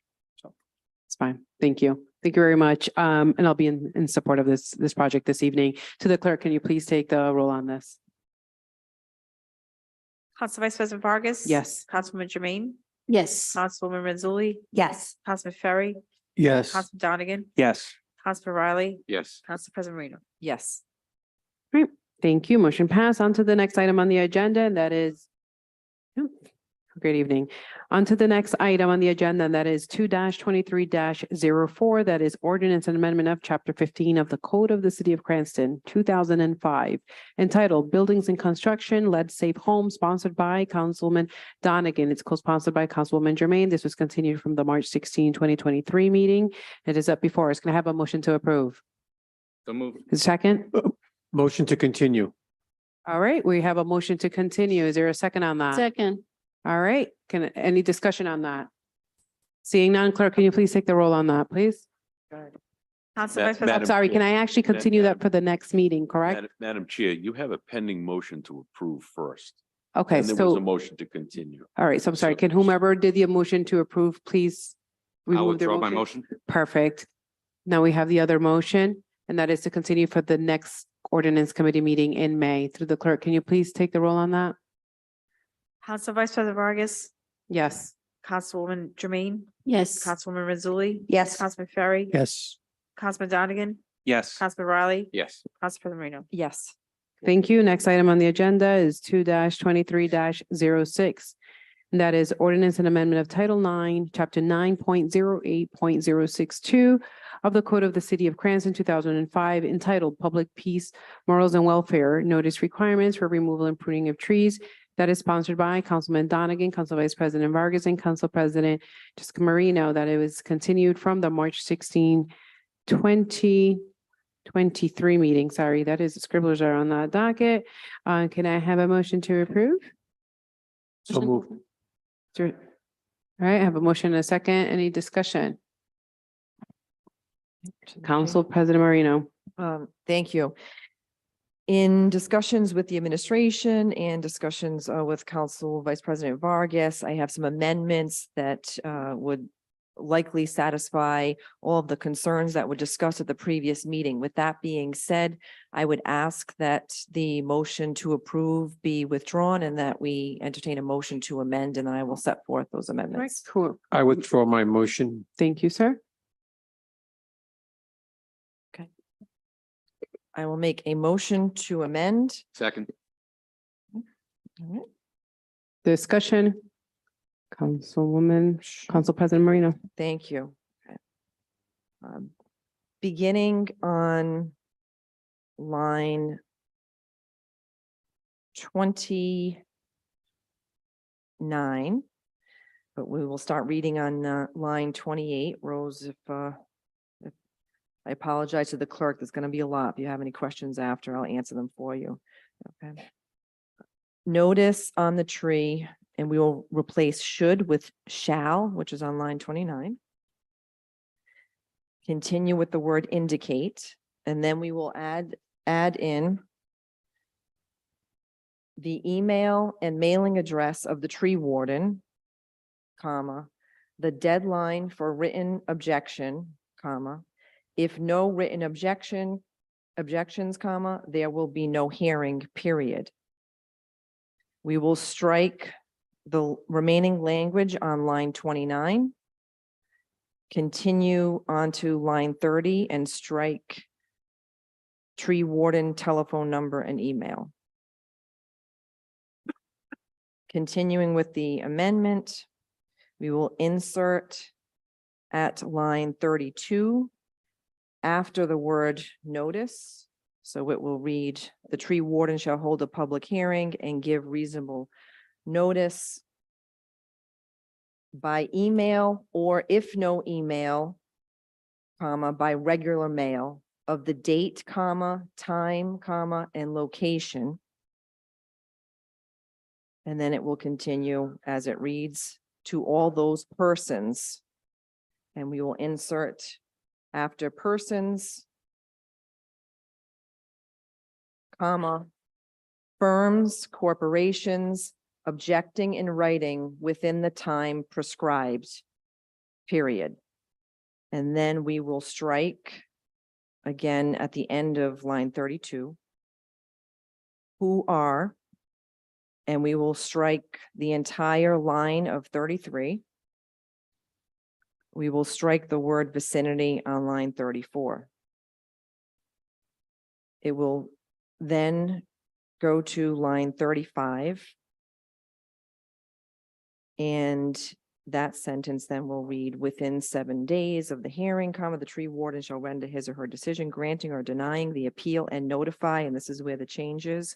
After the word notify, we will add in all those persons, firms, corporations having objected in writing of said final decision of the tree warden, period. Then we will strike on line 35 the remainder of that line. We will then strike lines 36 through 38.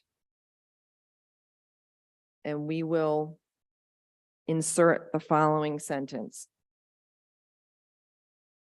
At the City Council Public Works Committee meeting each month, the tree warden shall provide a list of trees removed, comma, identifying the location of each tree removed, period. And that is it for the amendment.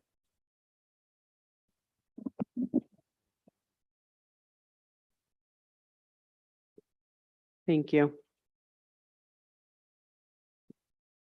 Any council members have any discussion, questions on this?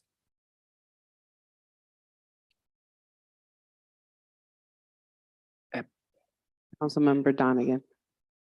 Could the council president repeat that?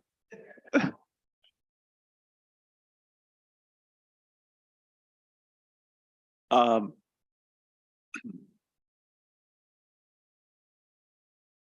right. If Question. there's no council member Jermaine, Is that is really substantial amendment? Can we advertise or? that would be a question through our city solicitor.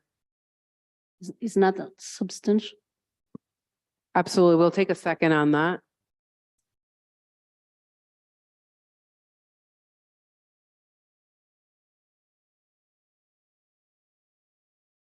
You can always say something nice, sir. Go right ahead, Thank you. Director I Moretti. would like to say something nice.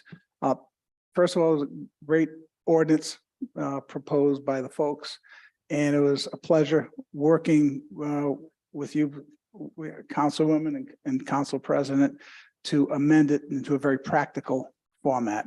And it was the way things should work. And the administration very much appreciates working collaboration. Thank you. I take it that the administration supports this, so I appreciate that once again. Through Solicitor Radecchia. Yes, I've conferred with Solicitor Angel, and these changes, as Councilman Donegan pointed out, oh, I'm sorry, Councilwoman Jermaine, let me give credit where it's due, are very substantive. So we believe the proper way forward would be to do this, vote on the motion to amend, okay? But then it should be re-advertised because these are very substantial changes. And this way we can have public comment on these rather significant changes. All right. Through Councilman Donegan, Councilman Lee. Wouldn't the advertising for the full council satisfy the need for reposting?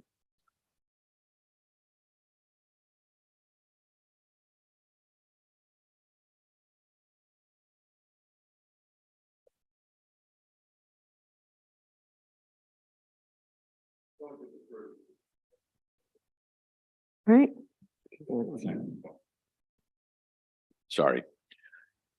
Because it's such a substantive change, my recommendation would be to take the vote on the change, okay, and re-advertise the change so the public can wrestle with the language. That's the appropriate way to do it, through advertisement. Okay, Councilwoman Renzulli.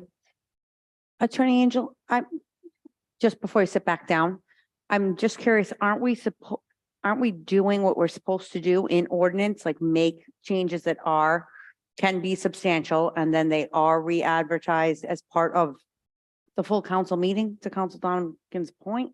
People are gonna have the opportunity to talk about these changes there, and then we could just. They can talk about them tonight, or they can talk about them there. What is important is that the ordinance itself as amended is re-advertised so that people can see it. Okay, so it doesn't need to be at another How that's ordinance meeting? accomplished, it doesn't need to stay in this committee to have it re-advertised. Okay, then that's more clear to everyone, right? Okay. All right. Any other council members have any questions before we vote on this amended motion? No? All right, through the clerk, can we please take a vote on the motion?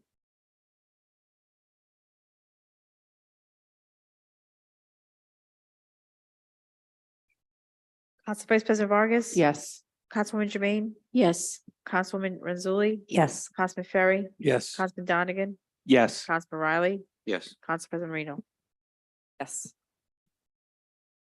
Thank you. So that motion passed. Do we have to do a motion now to have this continued? Attorney Angel? No? Okay. Because it's going to full.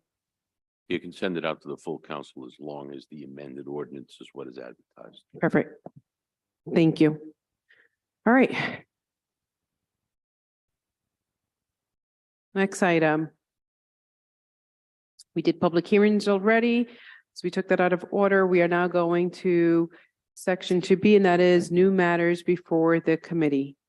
Madam Chair, you have to vote on the ordinance as amended and send it out. of I'm the sorry. committee. Motion to Sorry. approve the ordinance as amended? Second. Any discussion? None. Clerk, can you please take a roll on that? Council Vice President Vargas. Yes. Councilwoman Jermaine. Yes. Councilwoman Renzulli. Yes. Councilman Ferry. Yes. Councilman Donegan. Councilman Riley. Council President Marino. Yes. Thank you. All right, now we're moving forward with the new matters before the committee. First item I have under new matters before is 2-2301, ordinance amendment to chapter 17 of the Code of the City of Cranston, 2005, entitled zoning, change of zone, 0 Plainfield Pike, AP 36, lots A and 37, sponsored by Councilman Campobiano. Is there a motion to approve? Motion to approve. Second. Any discussion?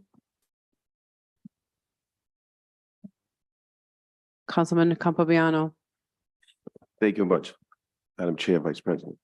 Although I don't have a vote in this, on this ordinance, I am the sponsor, and it is an excellent use for that property. It's not a big change from what it's zoned now, and I urge approval. Thank you. No other council members have any questions or comments at all? Through the clerk, can you please take a vote? Council Vice President Vargas.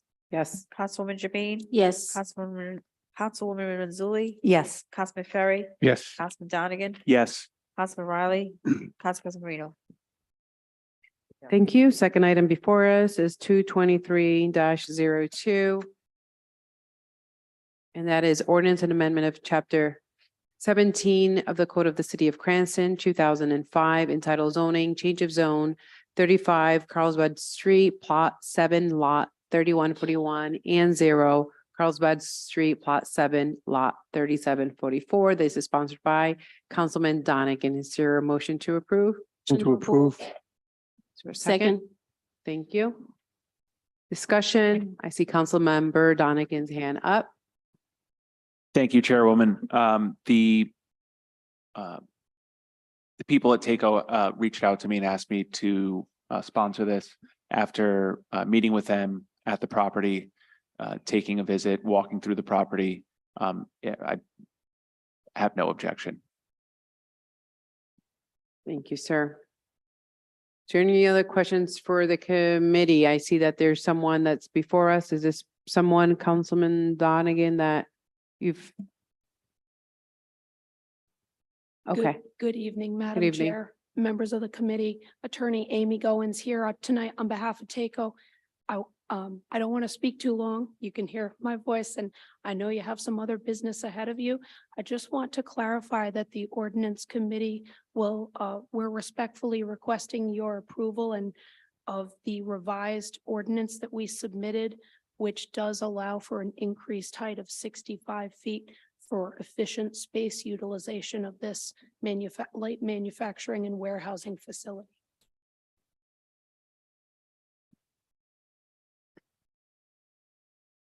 Would you like? Yes, Ursillo, Tights, and Rich, 2 Williams Street, Providence, Rhode Island. All right, thank you. Are there any questions from the committee members or council members, I should say, on this item? All right, seeing none. Please take a roll through the clerk. Council Vice President Vargas. Yes. Councilwoman Jabin. Yes. Councilwoman Mazzulli. Yes. Councilman Ferry. Yes. Councilman Donegan. Yes. Councilman Riley. Council President Marino. Yes. Thank you. Thank you. Thank you, ma'am. Next item is 3-23-02, ordinance amendment of Title 10, Chapter 32 of the Code of the City of Cranston, 2005, entitled Motor Vehicles and Traffic, No Parking, Commercial Vehicles, Kenwood Street, both sides. This is sponsored by Mayor Hopkins and Councilman Ferry. Is there a motion to approve? Motion to approve. Second. Discussion? Councilmember Ferry. Yes, like to ask our IT person, Mr. Lima, to please put the pictures up that I sent him.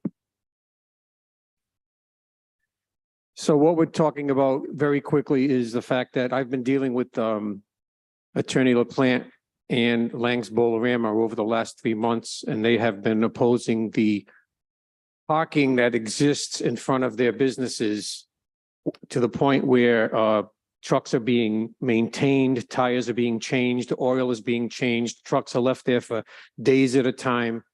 And basically, we have not enforced the 2-hour parking ordinance as it stands now.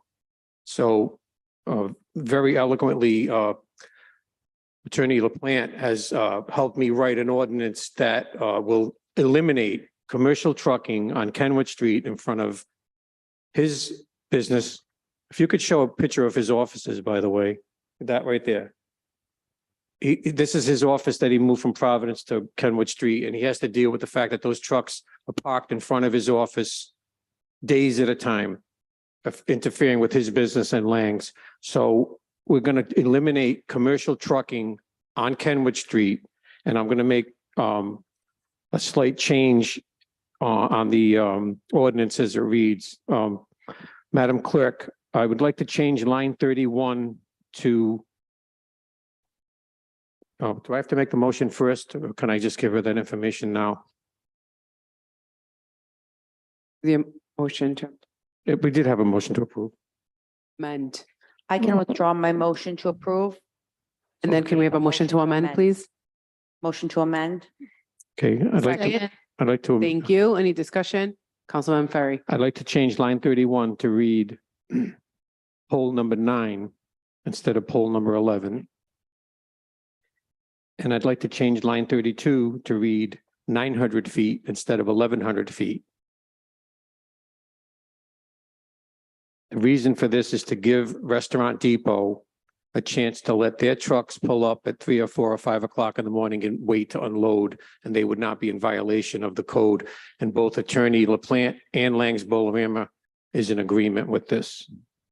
So I urge passage of this no commercial vehicles ordinance to help these businesses do their business and not be interfered with the obvious violations that are taking place if you look at those pictures. Thank you. Thank you. So we have a motion in the, Councilmember Donegan. Thank you. I'll just say something very quickly now and then be done. The 2-hour ordinance was something that I had introduced years ago when I first got on the council. After talking with some of the other businesses that were there, they asked me to do that. And that was the solution that we sought at the time. And it clearly hasn't rectified the situation. So I appreciate Councilman Ferry as well as the businesses there. This is atrocious. They shouldn't have to deal with this. Our part of the city shouldn't have to deal with this. Just because it's along the highway doesn't make it right. And I hope that it will be enforced to the strictest way possible because they've had plenty of chances. Thank you. Any other discussion? Councilwoman Mazzoli. I would just like to thank Councilman Ferry and the mayor for bringing this forward. I do agree that Councilman Donegan, I know he brought a solution and it was not working. So I appreciate that they could work together with the businesses in order to try and fix this problem, put a monetary amount to the violation. Sometimes, money talks, and I'm hoping that this will work. If it would be okay with the sponsor, I would like to be added as a co-sponsor as well. Certainly. Councilman Downing, would you like to be added as a co-sponsor? Thank you. Council President Marino. Thank you. Similarly, I want to be added as a co-sponsor. If you would be so kind, that'd be great. I wanted to thank Councilman Ferry, and I wanted to thank Attorney LaPlante for being very proactive in coming up with a solution. Oftentimes as council members, we just experience the complaints and not the solution end of it. So we appreciate you working hand in hand, and we appreciate the administration and the police department in helping to come up with that solution. And this is egregious, and we hope that this helps remedy the problem. And if not, we all want to hear about that too. So thank you, and I'll gladly support this. Thank you. Does the administration want to add? Okay, Director Moretti. Yes, please. I don't know if it matters, but yes, the administration would certainly welcome anyone to co-sponsor this. The mayor wanted me to particularly mention is a gratitude to Councilman Ferry, Attorney LaPlante. Yes, it's a mess over there. And we pledge our support from the police department to enforce this well-deserved, well-merited ordinance. Thank you. Thank you. So there's a motion to amend. Any further discussion? Through the clerk, can you please take a roll on the motion to amend, please? Council Vice President, Yes. Councilwoman Jermaine, Yes. Councilwoman Mazzulli, Yes. Councilman Ferry. Yes. Councilman Donegan, Yes. Councilman Riley, Council President Marino. Yes. Thank you. Now we need a motion to approve. Is there a motion to approve? Motion to approve. Second. Discussion? I just had a quick question. Those tires that we see in the pictures, I might be out of derailing. Are those tires that are just in the city? They just change tires and leave them there. Okay. They're using it as a truck Okay. stop. Basically. Oh, you said, is any discussion? I'd like to thank Attorney Murray for helping out with this also. Thank Thank you. you. All right. I'll move away from that instead of derailing. So we have a motion to approve in a second. Any further discussion? Not through the clerk. Can you please take a roll on this? Council Vice President Vargas. Yes. Councilwoman Jermaine, Yes. Councilwoman Mazzulli, Yes. Councilman Ferry. Yes. Councilman Donegan, Councilman Riley, Council President Marino. Yes. Thank you. On to the next item. It is 3-23-03. That is ordinance and amendment of Title 10, Chapter 04, Section 030 of the Code of the City of Cranston, 2005, entitled Motor Vehicles and Traffic Penalties for Traffic Violations. This is sponsored by Mayor Hopkins and Councilman Ferry. Is there a motion to approve? Motion to approve. Second. Is there any discussion? Seeing none, council, through the clerk, can you please take a vote? Council Vice President Vargas, Yes. Councilwoman Mazzulli, Yes. Councilwoman Jermaine, Yes. Councilman Ferry. Yes. Councilman Donegan. Yes. Councilman Riley, Council President Marino. Yes. Thank you. On to the next item on the agenda. It is 3-2304, ordinance and amendment of Title 10, Chapter 8, Section 090 of the Code of the City of Cranston, 2005, entitled Motor Vehicles and Traffic, All Night Parking Prohibited. This is sponsored by Councilwoman Jermaine. Is there a motion to approve? Motion to approve. We have a second.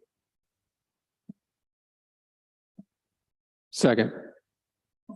Discussion?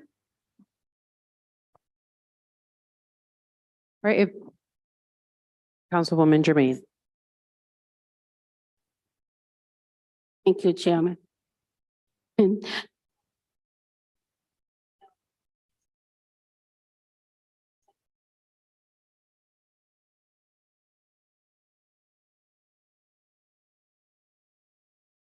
oh, sorry. I'm sorry. This ordinance, I presented this ordinance, I withdraw it, and I get back and I make it some suggestion with the constituent and get it much better. That's why I am introducing it again today. So based on the emails that I received, one thing I want to mention for the public is most of the people the overnight parking ban affect do not have the luxury to come here before you tonight. Because those people are the people who mostly have 2 jobs to make ends meet that can't even make it. Those people are the ones who do not have childcare to stay with their loved one. So it's not because they don't care, they email me. They say we need to do something. So that's why I'm going to read some emails. It's not my word, but I'm gonna read those people who cannot be here tonight. So this is those emails I'm gonna read, a couples, not a lot, but just a couple of emails. I'm going to read for you so you can hear them, because as I promised, I will be their voice. I live on Auburn Street in Cranston. I am wishing out to you today about overnight parking in the city. I know that there is no overnight parking in the city of Cranston. However, I have lived in Cranston my whole life and in my current house for a year. Never has anyone ticketed me for overnight parking. In the past week, my roommate and I have been ticketed twice by the same officer at the same time of night. I have family who live 2 streets over on Woodbine Street, where the whole street is lined with cars overnight, and I have never seen a ticket on the street. It's very frustrating to feel like our street is specifically targeted. I know they have all right to ticket us. I just don't know why it's so selective. Is there any way Cranston could bring forth an overnight parking permit tag? Thank you for your time. A second person. I live on Talman Ave in Cranston, and the police apparently went on an overnight ticketing spree in my neighborhood. I have lived here for 12 years, and this has never happened on my street in the past. I do understand that there is a law on the books against overnight street parking, and I will pay my ticket accordingly. However, it would have been nice if a warning could have been given that the police were suddenly going to police something that hadn't been an issue for 12 plus years. It's unfortunate that this is how the city decided to make some extra money right before the holidays. There were probably 15 ticketed cars on my street alone. I am fortunate enough that a $25 ticket won't break the bank for me, but there are obviously people for whom even $25 is an issue, especially this time of the year. Never mind, I just received your other email. It sounds like this proposal isn't going to be helpful in my neighborhood in particular, where most of us have single family homes on wide neighborhood street. It's unfortunate the city refuses to give up its moneymaker by pretending it has to do with safety. How on earth do police cars, ambulances, and fire trucks navigate the overnight street of Warwick with cars parked on them willy-nilly? Good morning. Just to let you know that we got ticketed for overnight parking last night. I have 2 cars driveways and 2 cars are parked on the street except during snow days. We were okay for slightly over a year, but it seems that police is again hitting Eden Park neighborhood. Can finally something can be done about this issue? The town is growing and laws enacted back in times when most family has 1 or 2 cars are no longer constructive. Good afternoon.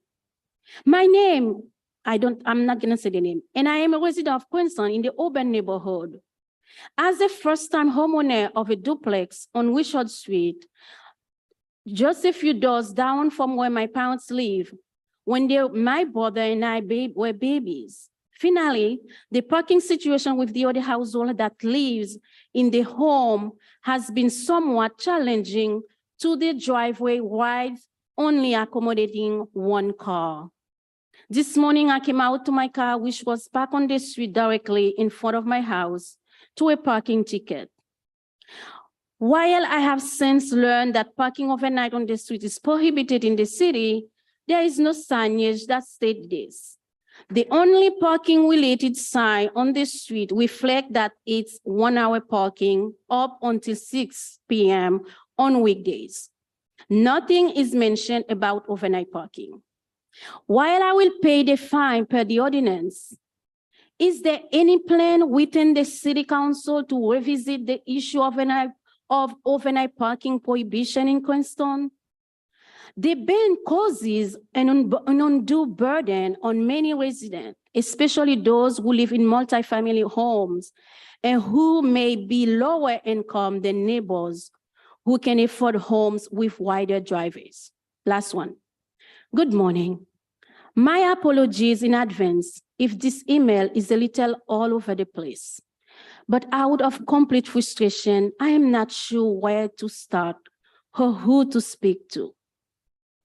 A few months back, I had seen an article, I believe in the Cranston Herald, where you had spoken out about overnight parking fees in Cranston.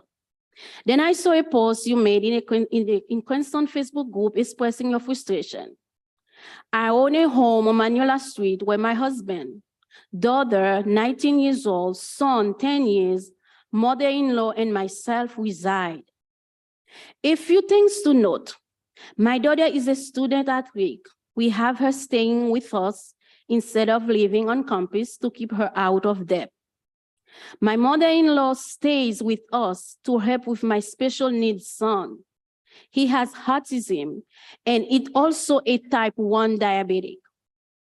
He cannot be left unattended and needs constant supervision, medical attention, which helps significantly with me being able to continue working.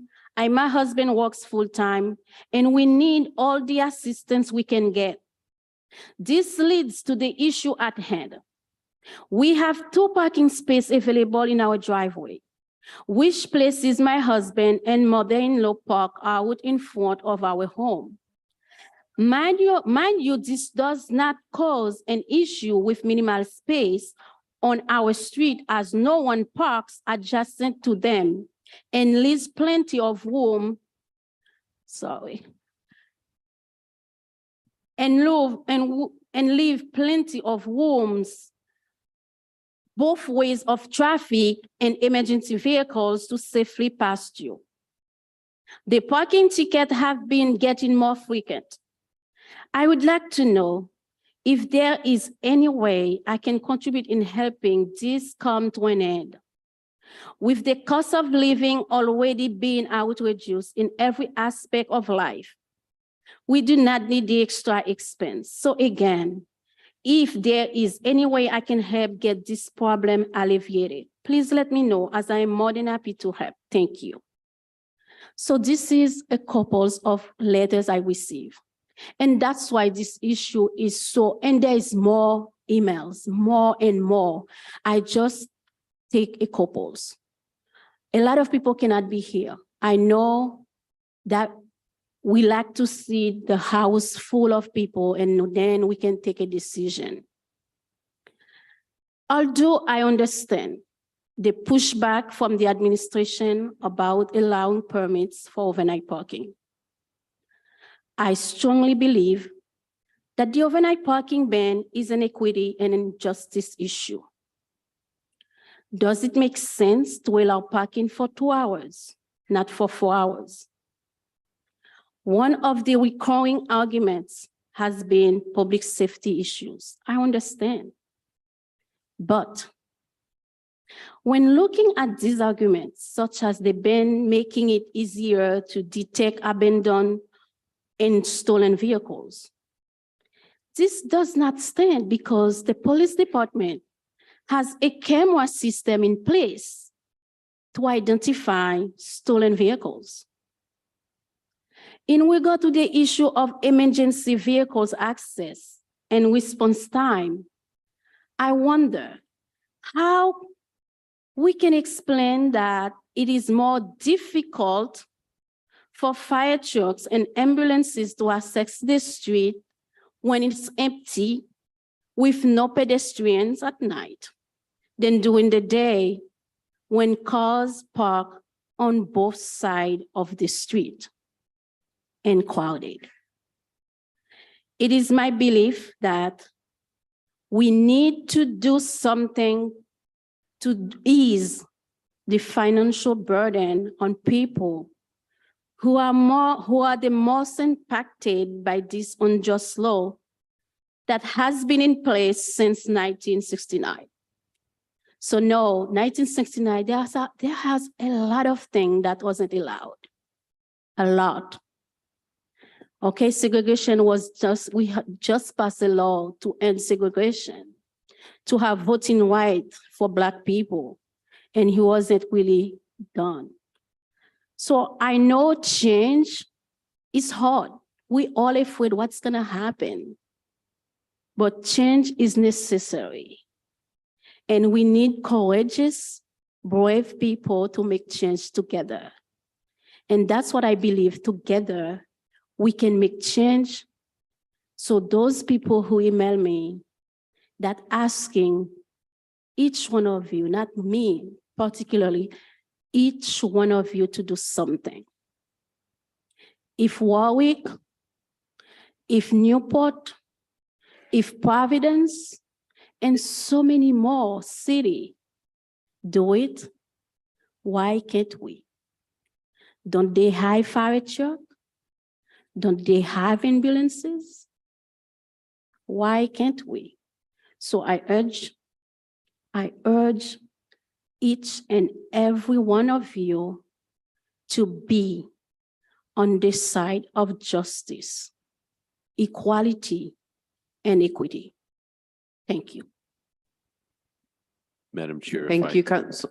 Madam Chair, if I may, in the future, just so that the council is reminded, it's a structural part of every agenda that written comment can be submitted to the clerk by a certain deadline before the meeting, so that those comments and the written documents can be put into the record and provided to the council members or committee members in advance of the meeting, so that their voices can be heard. This council has had that mechanism since I've sat here. Thank you, Solicitor. Actually, so to Councilman Jermaine, do you mind submitting that to the clerk? Oh, As sure, well I as can, what you I can also read, forward and the then- email. And then obviously Can I forward the email to all of you? forward it to the clerk. I think that would be the best way. Sure, that I will email do that forwarded over. tonight. And then obviously for all of us as an FYI. take Yes, what the yes, thank you. Solicitor Steve Angel provided us. Yes, I think Yes. having an email that. Yes, should I will- consist I of will their just forward it. information on there Yeah, with an thank you. address. Yes, thank you. thank you. Are there, at this time, thank you. Are there any other, any council members who would like to speak on this ordinance come before us this evening? Okay. Oh, sorry, Councilman Donegan. Sorry, Councilman Donegan. I think I need to put a bell over there. You're in, sorry. I can't see you. That'll push where. Ahead, sir. You have the floor. You guys are gonna want to throw the bell at me before the end of each night, so careful what you wish for. I want to thank Councilwoman Jermaine for working on this. I think the first, this is what, for like year 4, 5 on the council, the first maybe 3 years, the comments that I received from constituents were predominantly people who wanted greater enforcement of the overnight parking ban. And I'm not going to try and quantify it, but they were in the majority. The past 2 years, it has been overwhelmingly people reaching out who are affected by the overnight parking ban. And I think given the area that I represent, which is fairly similar to Ward 2, it is even more densely populated.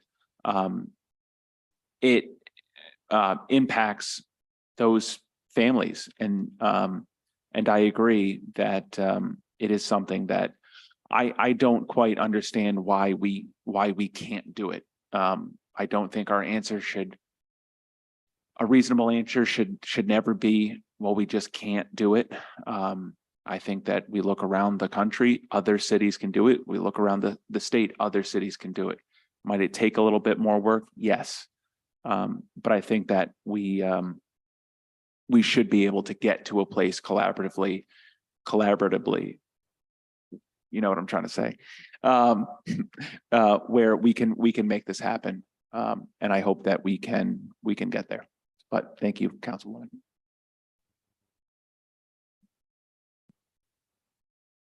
Councilmember Fiery, then we have Councilman Renzulli. Sorry, I wasn't sure who raised your hand first.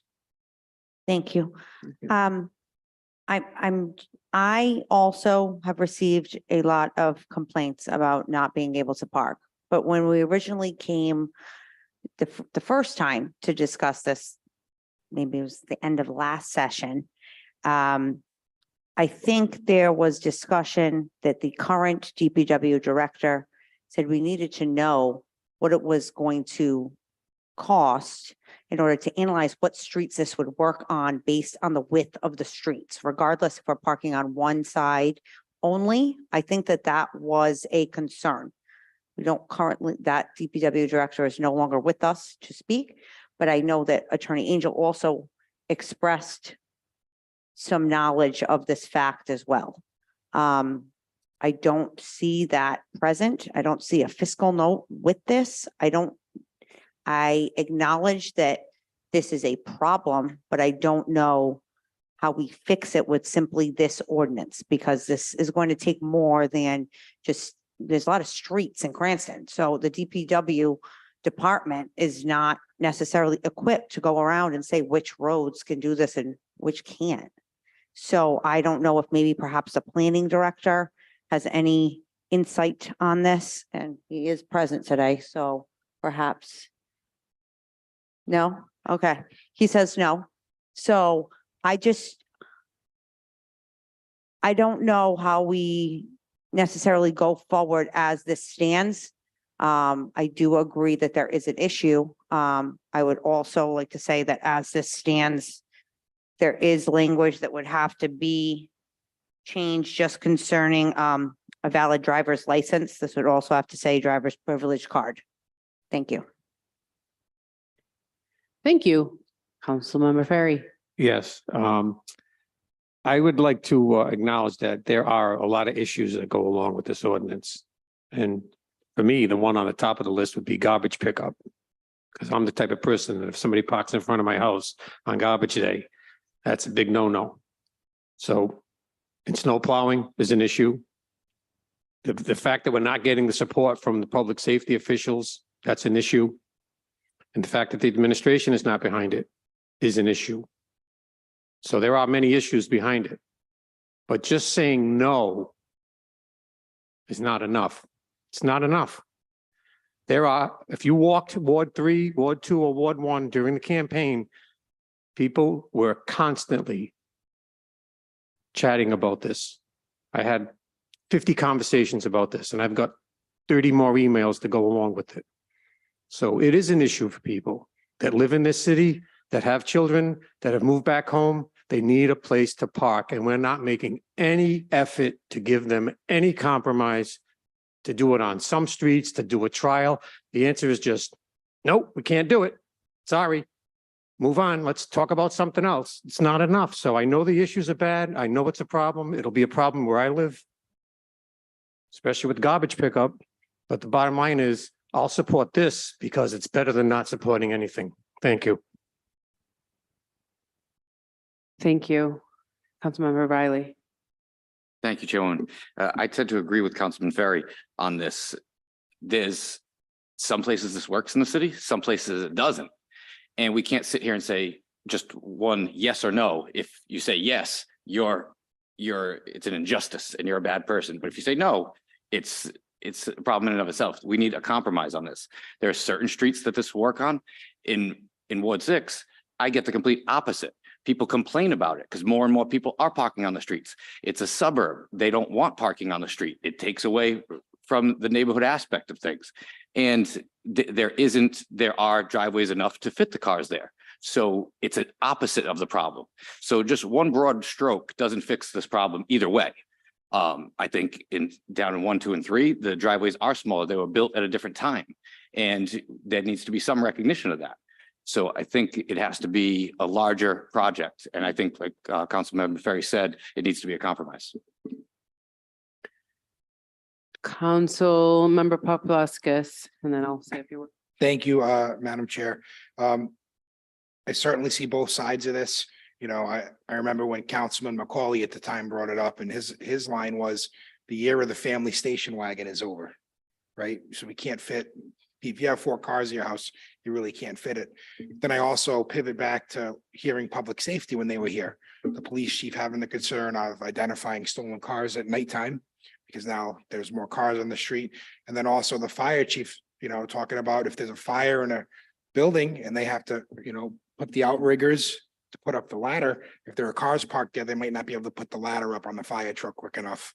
God forbid they have to save someone. So I think of that too. I mean, I'm sure there is a solution that we can work around. I do remember talking about the survey. Councilwoman Renzulli brought that up and then mentioned the planning department. I didn't even think of the aspect of planning weighing in on this to see if there's, maybe they have a solution, you know, in that has been brought up in city planning and other towns too. But I certainly commend Councilwoman Jermaine for, you know, bringing this up and keep working on it. I don't know what the solution is, but I'm certainly drawn, just like Councilman Ferry said, about the public safety aspect. So that's a concern. Thank you. Thank you, Council President Marino. Thank you. To what many of us have said, and I'm sure I'm not the only one who said this, I know I've said it publicly, if this was simple, this would have been solved a long time ago. To everyone's point, I know for myself being citywide, I have heard an equal number and in all wards, including 1, 2, and 3, more 1, I heard even complaints on both sides. I get complaints and emails of people saying there's vehicle, they're working on it. Excuse me, they're working on it on the street. It's staying there overnight. It's not supposed to be there. It's blocking my driveway. And then I hear the opposite side where I've got people where their property is one where they don't have enough parking space. I compliment Councilwoman Jermaine for, you know, bringing forth this ordinance, but there is more discussion that needs and work that we can do to get this to a better place. The issue that I have is that I'm not sure that we should have a one size fits all for the whole city. I do think that an assessment, as much as that's going to take time, I think it's important. And the implementation of this type of system, we need to be certain that we as a city have the tools and the personnel to implement this type of system. I think that it's giving residents who are looking for a permit solution. I think that if we approve this tonight in this form, that we're giving them a false sense of assurance that their problems are going to be solved with passage of this ordinance, because I don't think we have the tools yet to do it. And I'm open to other discussion. Thanks. Thank you. I'm going to add to that. I'm sorry, is there any other council members? Councilmember Donegan, and then I'll provide my 2 cents. Sorry. 2 things. I know you're here and I'm not going to ask you to weigh in on the merits of overnight parking. I'm going to try and tap your GIS expertise. Is that something that the city could utilize? Would there be tools within GIS software where we could measure without having, you know, one of us to go out there with a ruler and measure the width of each street? Is that If we had a something that comprehensive plan.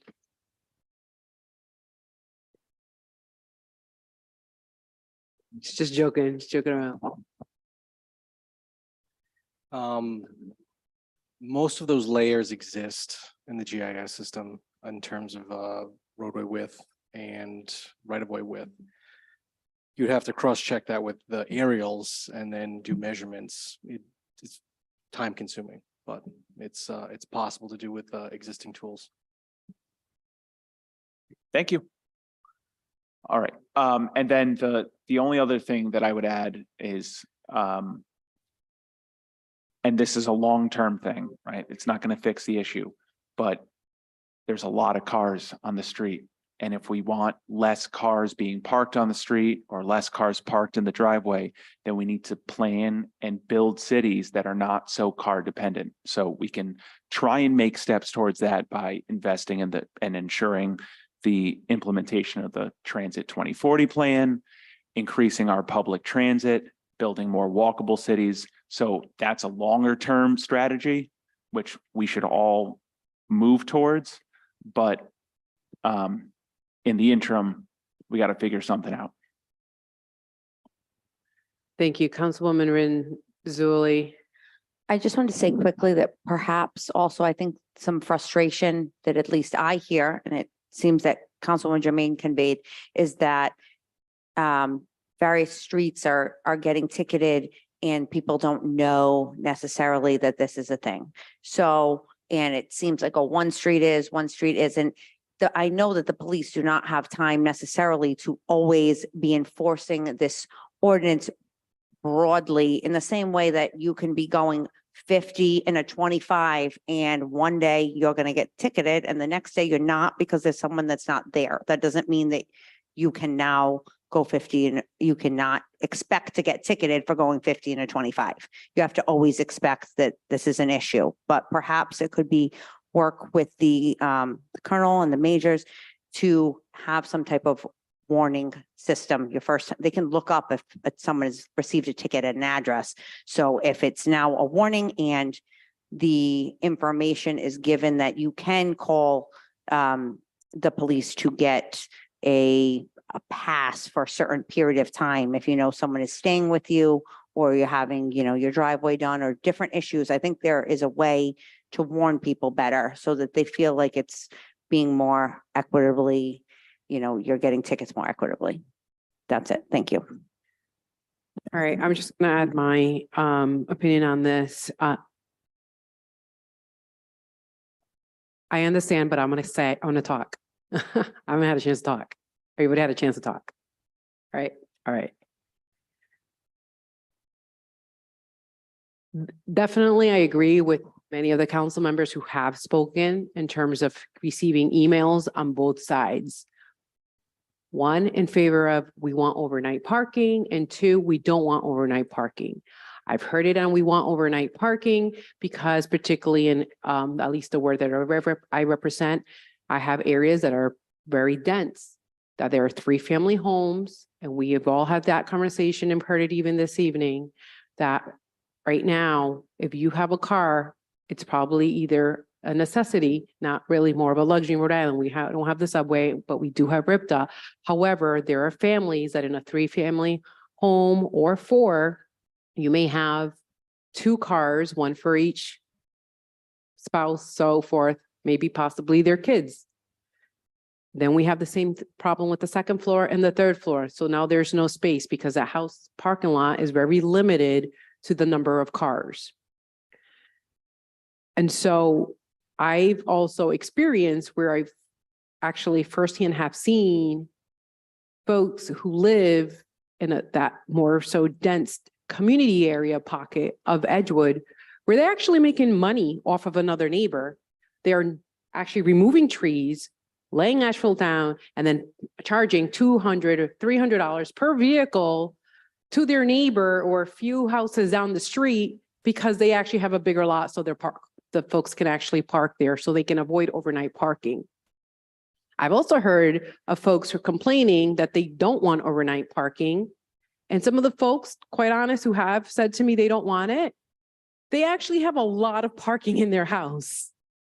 And so I don't understand those that are complaining that they don't want overnight parking, that have ample parking because they have it. I've also heard from folks that they don't want overnight parking because they like to walk their dog at 6 o'clock in the evening or 10 o'clock in the evening, I should say. And they like to feel safe and know that no one's hiding behind the car. Well, it gets dark at 4 o'clock PM in December. So people can hide behind any car at that point. And I feel bad for those, I want everybody to be safe. Then I've also heard from folks saying, well, there is emergency vehicles that are going to have trouble going through the city in the middle of the night because there's cars parked in the middle of the night. But what do we do in the daytime? We still get through those streets. So I think that you can justify on which side you take. There's argument on both sides. And I really wasn't joking when I said the comprehensive plan to the Director Pizzullo, because to the point that Councilmember Donegan said, right, it's the transit plan and maybe reaching out to RIPTA at that point. I don't want to derail, but having a more accessible transportation on our side. But I feel that the ordinance, the way it's been presented before us, definitely needs a lot more work. on here, I can't support it the way that it currently has come before us. Has other cities and towns gone through the same conversations we have? Yes. City of Providence did that. And it was, I remember it was Councilman Luna who passed away along with Councilman Aponte, and they started the whole parking permitting in the city of Providence, and they went based on color permits. And the way they work is they have different color permits depending on the actual ward within the city. And there is a cost for those permits, and the cars have to be registered and be up to date with their taxes. And then those vehicles have to go once a year and get a new sticker all the time. And they have to go to the public safety complex to make sure that they purchase that sticker. So there is a cost on making the stickers, on the signage, deciding which side of the street you do decide to actually park or not park. But I've also heard from some constituents who've said we shouldn't be paying for permit because we're paying a lot of taxes already to the city, and we have the right to park right in front of our house. So there's a lot of work of which this specific ordinance needs. And I'll be very transparent. I know that one point I was highly considering introducing a very similar, not similar, but in some ways it was to do with overnight parking. But I also commend Councilwoman Germain for bringing this up to the attention. But I think at some point collaboratively, we can all work on what we can do. And one last thing I do want to say is there was a pilot program that was introduced to the city when Councilmember Stikos was on the council. And it was to start off the pilot program with just a few streets, and that was shut down by the council members. So what I would at least say is if we're going to move forward or to have these conversations, we can possibly start off with a pilot program and see how that's working. I'm not saying that's the way that I'll move forward with, but it's just one slight suggestion, and do it maybe a couple of streets throughout the different wards. So there's equity across, but this definitely needs a lot more work, Councilwoman Germain. And I'm open to additional suggestions or ideas that come out of this. And I don't think that workshop really took place. That was also discussed in the previous term, but I can't support this the way this stands this evening. But thank you for submitting this overnight parking, because I am receiving a lot of emails on both sides of the aisle.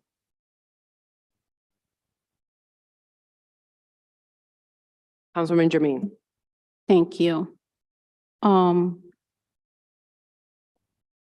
When it comes to, so the division I propose is an amendment. It's not something that comes out of the blue. It's just an amendment of our existing ordinance. Just amend it. So that's the first question. Secondly, anytime you hear, let's get a study, that's the way to say, we want to do it, but let's have a study, and it can stay longer and longer and longer. And while people who are impacted continue to be impacted. I really, in this ordinance, let me read it, because I made a lot of progress on that one too, because there was a question that was asked. Section 091, the city of Queenstown shall issue on-street overnight parking permits on one side of residential street to applicants seeking additional parking if they meet the eligibility criteria. So the criteria is displayed in the ordinance. So just to follow. The Queenstown Department of Public Works shall designate the parking slot by using signage on one side of any street except, so you know already where you will not have parking, one-way street, state roads, in front of the water hydrant, in front of driveways. So those are already there. So you know, if you go one street, you don't need to just take a random street, and you know you cannot put a signage in front of a higher driveway. You cannot put it in front of water hydrant. You cannot put it in, already state roads, one way already. So this is the addition I add from the last version I proposed. No parking slot should be designated on the opposite side of any driveway. So when it comes to trash pickups, I think that's the way I do it. My bins just right across my driveway. That's where it is. And one thing, we want to make a study to spend more money. And I don't believe we need that. I do not believe we need to spend more money to have a study to delay something simple. Because what is happening is the law that prohibited overnight parking has not been enforced equally, consistently. It is the same people who are the most impacted have been impacted over and over. So I'm open to compromise. If we want to do pilots, if we want to do it Ward 2, because they keep this, Ward 2 is a ward that is really dense.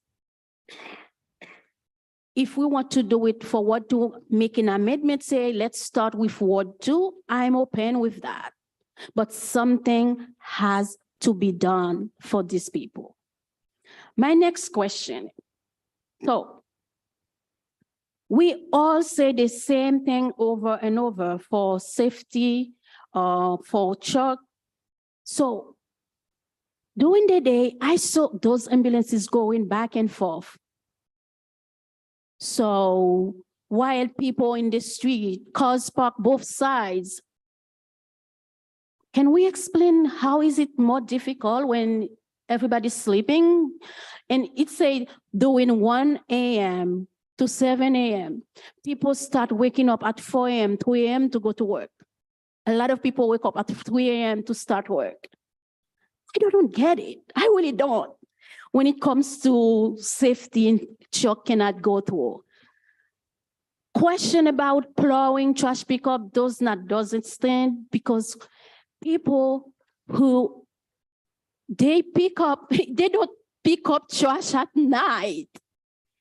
People park during the day and trash pickup start at 8 a.m., 7 a.m. So 7 a.m., that's when a lot of us left to go to work, right? So our driveway, we put your trash. I think that there's time to compromise. If we want to do it, we can do it. So this doesn't stand.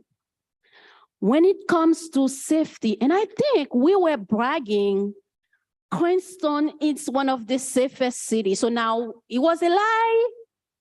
So if now we are so afraid to have car parking from 1 a.m. to 5 p.m., when people start leaving home at 3 a.m. to go to work, we are so afraid because I would like to see all those data that show how we have robberies, how we have thieves in our city, because I think we all were bragging we have one of the police that is so effective in our city. And we do not have a lot of crimes. That's what I thought. Well, maybe I need to have the research, the data I don't have about the criminalities that exist in our city where people are afraid if car parks. So, Madam Chair, we need to No. stay in parking. Yeah. And not talking about crime statistics. no, those are arguments that propose to say we cannot have overnight parking. All of those are arguments. Arguments about sweeping or plowing. The ban, when we have a snow ban that stays in place. And this is come back again about enforcement. So if we have a ban, people do not respect the ban. That's why we tow the cars. So we have to play it right, not double standards. So if we want to make we want to emphasize enforcement, it has to be for everyone, not for one part of the city. And all of those, I'm telling you, I went over and looked at them and I said, we are all people who write those things, we are all very, very smart people. We know when we have arguments, we know when we stand behind evidences, it has to stand, it has to have essence. Because at the end of the day, when you say safety for fire trucks, for ambulances, Newport do not provide safety to his residents when they have needs. Warwick do not provide safety. I don't think that's stand, really. But I am open to compromise, but I think we need to do something. I don't think we need to spend, because says it. Public was going, if they have already system in place for, there's gonna be fee. If you have someone come and apply for it, this is just a little work to really make life better for people who do not have, I understand they don't come here, they don't come here, and I know, and we talk about 1969, we want the status quo stays the same, both sides of the aisles, and I understand. But what is, I would say, the example of 1863. There were both sides of the aisle that didn't want slavery, Councilwoman, we have to stick slavery. within the right. actual overnight parking. So no, just an analogy to say sometimes both sides, when you have both sides, you have to go to the side of justice. This is an equity issue. Is not nothing else. Is an equity issue. Because we have some people that are impacted that ask for help. And going for study, do all of this is like, or it's all of those things is have our courage to say we want to do something for those people. And I do believe when people come here, a lot of people ask to do something for Worcester. We did. We did, all of us, we did. Okay, because those people unfortunately cannot come, as I mentioned earlier, they cannot come because they have to do, go to work. They don't have childcare. They are squeezing most of them. They cannot come here to represent. But I am open to compromise to do something, but we need to do something for those people. This is an equity issue. We need to do it. So Councilwoman Jermaine, is this something you would like to then have it continued? Or do you want this to go for a vote this evening as is? If there is any amendment, what we want to do, but I am not like, let's put it there when we're going to decide to do something. So if there is any proposal to amend, to making, to make it better, let's propose something, because this has been advertised. Everybody knows it. We've been talking about this for a while. We gotta do something. What the All right, proposition? So there's two questions. Would you like to continue this, or would you like this to be amended, to be voted on this evening? I'll make a motion to continue. Second. All right, discussion? Through the clerk, can you please take a roll to continue this to, would you like to this continue to the May or the June? So to give you more time, probably June? Just because. To the month of June, you said?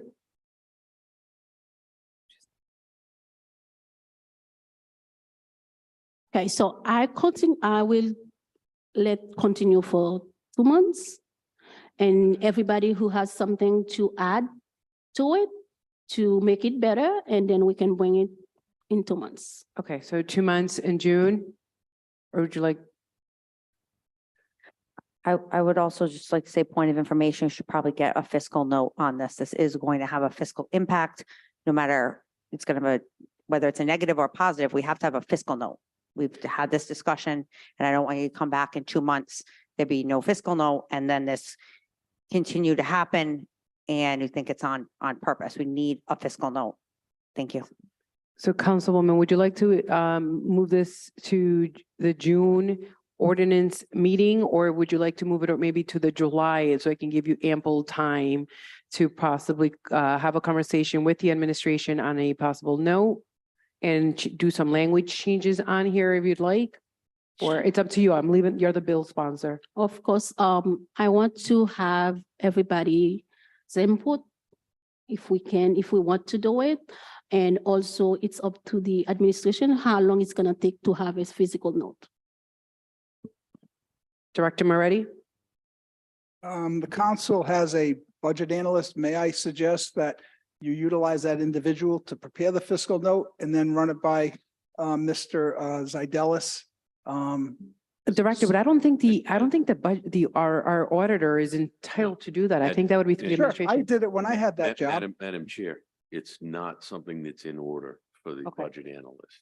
The fiscal note must come from the finance director. Correct. This is which is what I just said, correct? No He choice. couldn't Thank you. collaborate with him. It's not possible to collaborate. Is that correct? So he will not collaborate with your auditor. That's okay. Very good. Unless he would like to collaborate with it, but other way.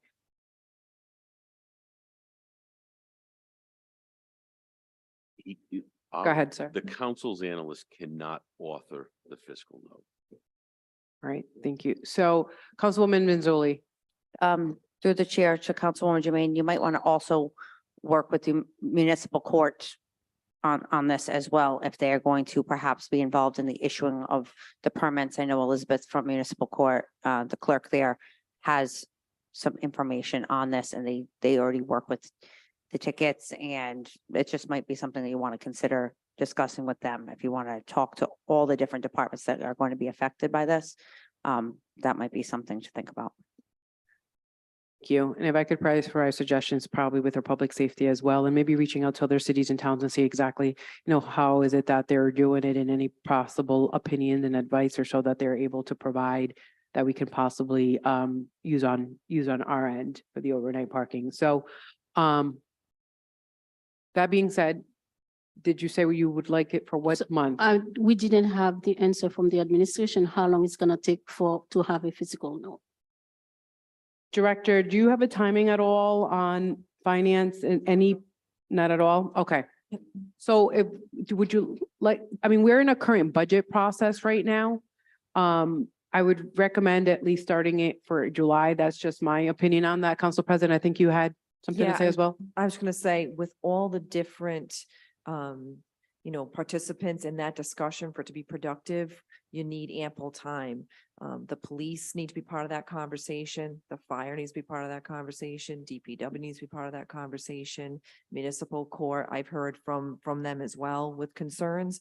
And the fact that we're in budget season, the finance director has to do the fiscal note, and we don't have a DPW director. July gives more of a cushion to get as much of that done. I don't think June is a realistic time. Okay, so let's put it into July. Okay, I think there was a motion to continue. So there's a motion to continue then for the July 2023 ordinance committee. And we had a second on that as well. We just had our discussion through the clerk. Can you please take the roll call on the vote on that, please? Council Vice President Vargas. Yes. Councilwoman Jermaine, Yes. Councilwoman Mazzulli. Yes. Councilman Ferry, Yes. Councilman Donegan, Yes. Councilman Riley, Yes. Council President Marino. Yes. Thank you. Next up, we have the resolution urging the General Assembly to support legislation to protect the Patuxent River, which is House Bill 5087 and House Bill 5088, along with House Bill 5116. This is sponsored by Council President Vargas, Council President Marino, and have a motion to approve? Motion to approve. Second. I'll start off with the discussion and say that I think everyone received through the clerk's office this afternoon, a letter from Representative Joe McNamara this evening. And we obviously heard two members of our community in support of these three bills that are coming before us. Clearly, the Patuxent River is vital to our state, comes right through the city of Cranston and among so many other municipalities. And these three bills in general is the main goal is really to just protect our environment and maintaining public access as well. And also holding companies. As we all know, we had a whole history of the Ciba-Geigy in our city, and particularly in Ward 1, and it's making sure that we have a DEM works with the state DEM works in making sure that this bill provides a protection from any contaminated water and sediments being released to our waters. If there's any additional discussion and council members would like to add, I welcome that at this time. Councilwoman Zuli. Thank you. It's because we don't have a lot of time. I'll just say, can I please be added as a co-sponsor? Thank you. Absolutely. Any other council members?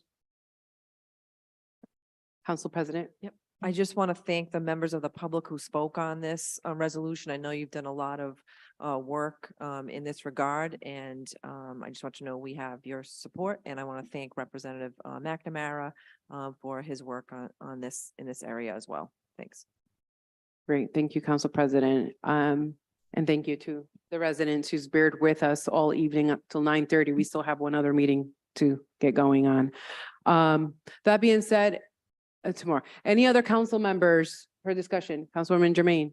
Oh, I would like to be added as a co-sponsor. Through the clerk, yes.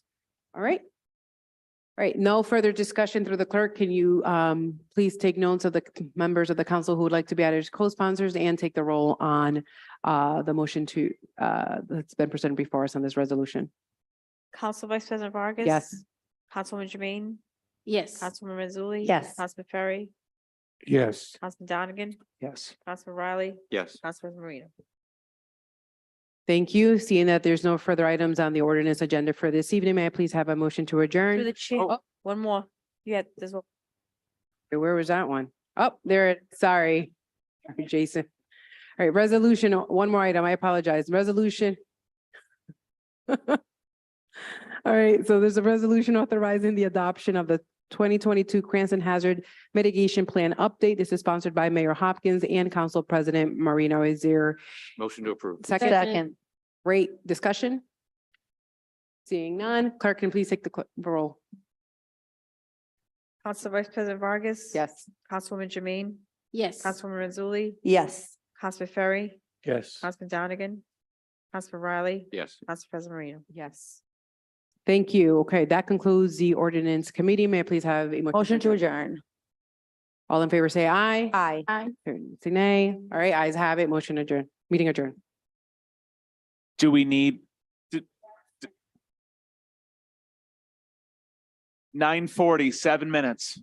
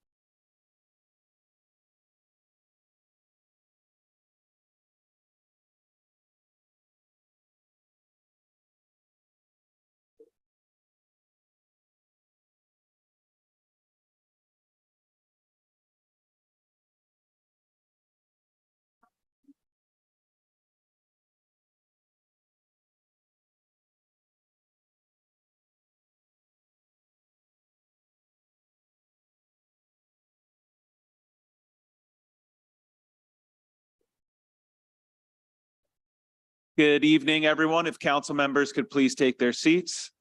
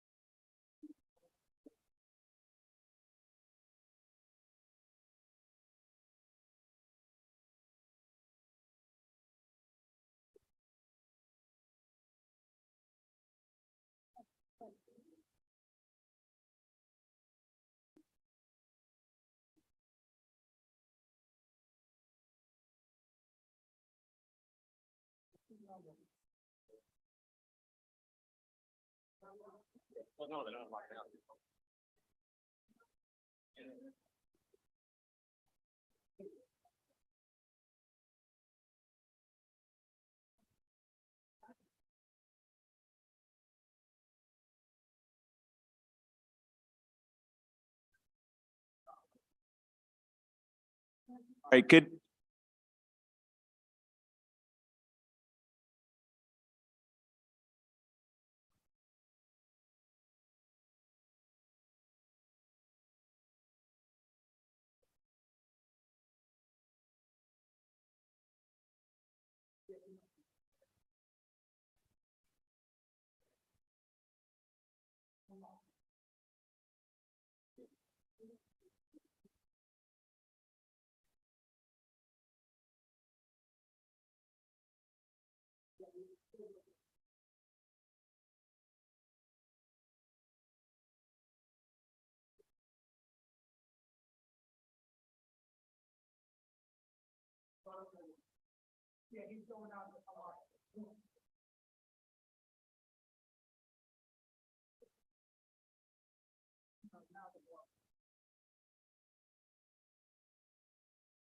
We're just waiting for the door to be open and then we will begin.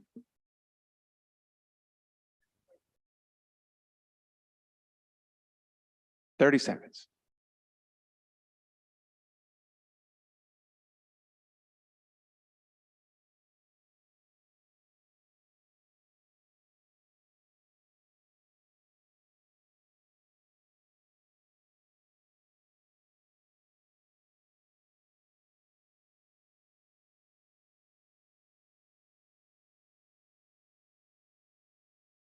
Good evening, everyone. At this time, I call to order our special finance committee meeting. Clerk, if you could, please take a roll.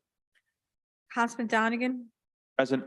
Council Vice President Vargas, Councilman Ferry, Councilwoman Jermaine, Present. Councilman Campiano, Present? Councilman Paplaskas. Here. Council President Marino. Present.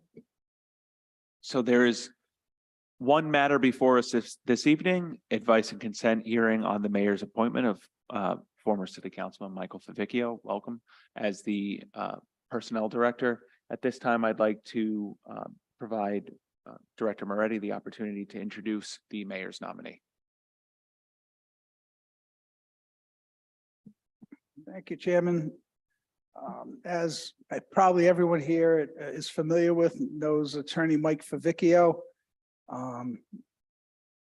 Simple enough, he's been a Cranston resident. He can probably tell you how many years, but as long as I can remember. We all know he's a seasoned attorney in the state of Rhode Island. I also believe he's licensed in Florida. I'm not sure where else.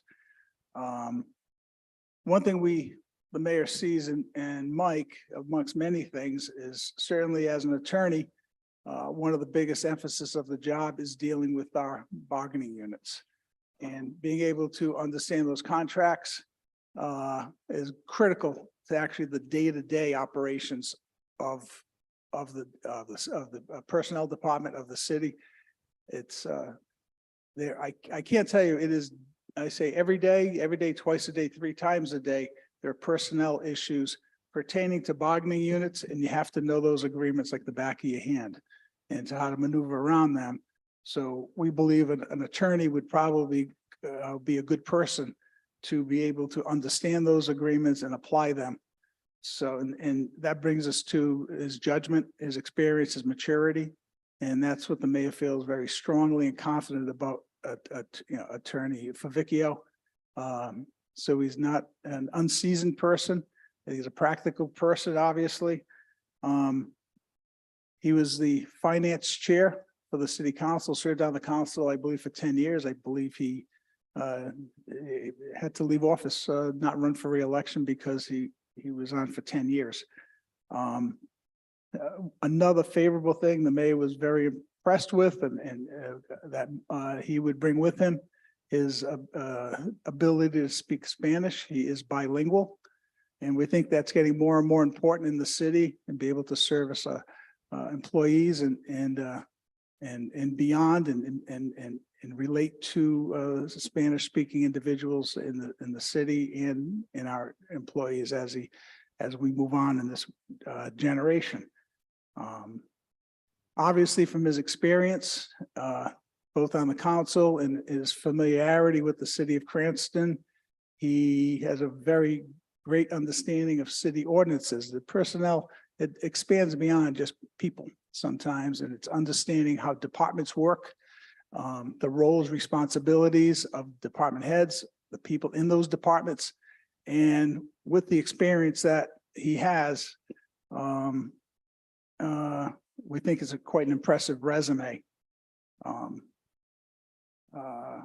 We believe unless the council sees something egregiously wrong with Attorney Favicchio, we certainly urge your advice and consent. We think he's well qualified for it. And he dots a lot of I's and crosses a lot of T's. In terms of finding Attorney Favicchio for this position. We had searched for this position probably for the last 3 months or so with the inclination that Director Perillo would be moving on. And so the mayor has networked personally via the League of Cities and Towns, attending all the meetings and all the discussions that take place at those meetings about recruiting personnel. And in fact, that's probably the one single challenge that is uniform throughout the state of Rhode Island is finding and hiring sound, qualified people willing to commit to public service at the director level for several reasons, both salaries and certainly Cranston, it's not tremendously impressive salary structure. And obviously with the state pension reform, the pensions aren't like what they used to, and given other opportunities. And with the vast experience that Mr. Favicchio has, I think we're fortunate to have him come with the city. We've also searched through in the third floor, we have the pleasure of having a terrific esprit de corps with various staffs of administrators throughout the state and speaking with people who they know. So basically it's networking was so much part of the recruiting. I don't think we've advertised in the past and received anyone through advertisement at this level, because let's face it, this position is at the an at-will employee that the mayor has the right to hire and, well, I should say at least fire, or with the term, if the mayor, certainly Mayor Hopkins has about a year and a half in his first term, not knowing what the future has to hold. Certainly he has intentions, I believe, of hopefully staying on as mayor, but that'll be up to the people. But certainly this person would run the risk of losing their job in a while. So with all that, for good reasons and for defensive reasons, the mayor strongly feels that Mike Favicchio is the person for the job. And Mike can explain his background and answer all your questions for you. So the mayor feels very, very strongly about him. He feels thrilled to have him come on board with this talent and strongly urges the council's advice to consent. And if you should only see any egregious reasons why Mr. Favicchio should not be given that position, the mayor urges your support. Thank you.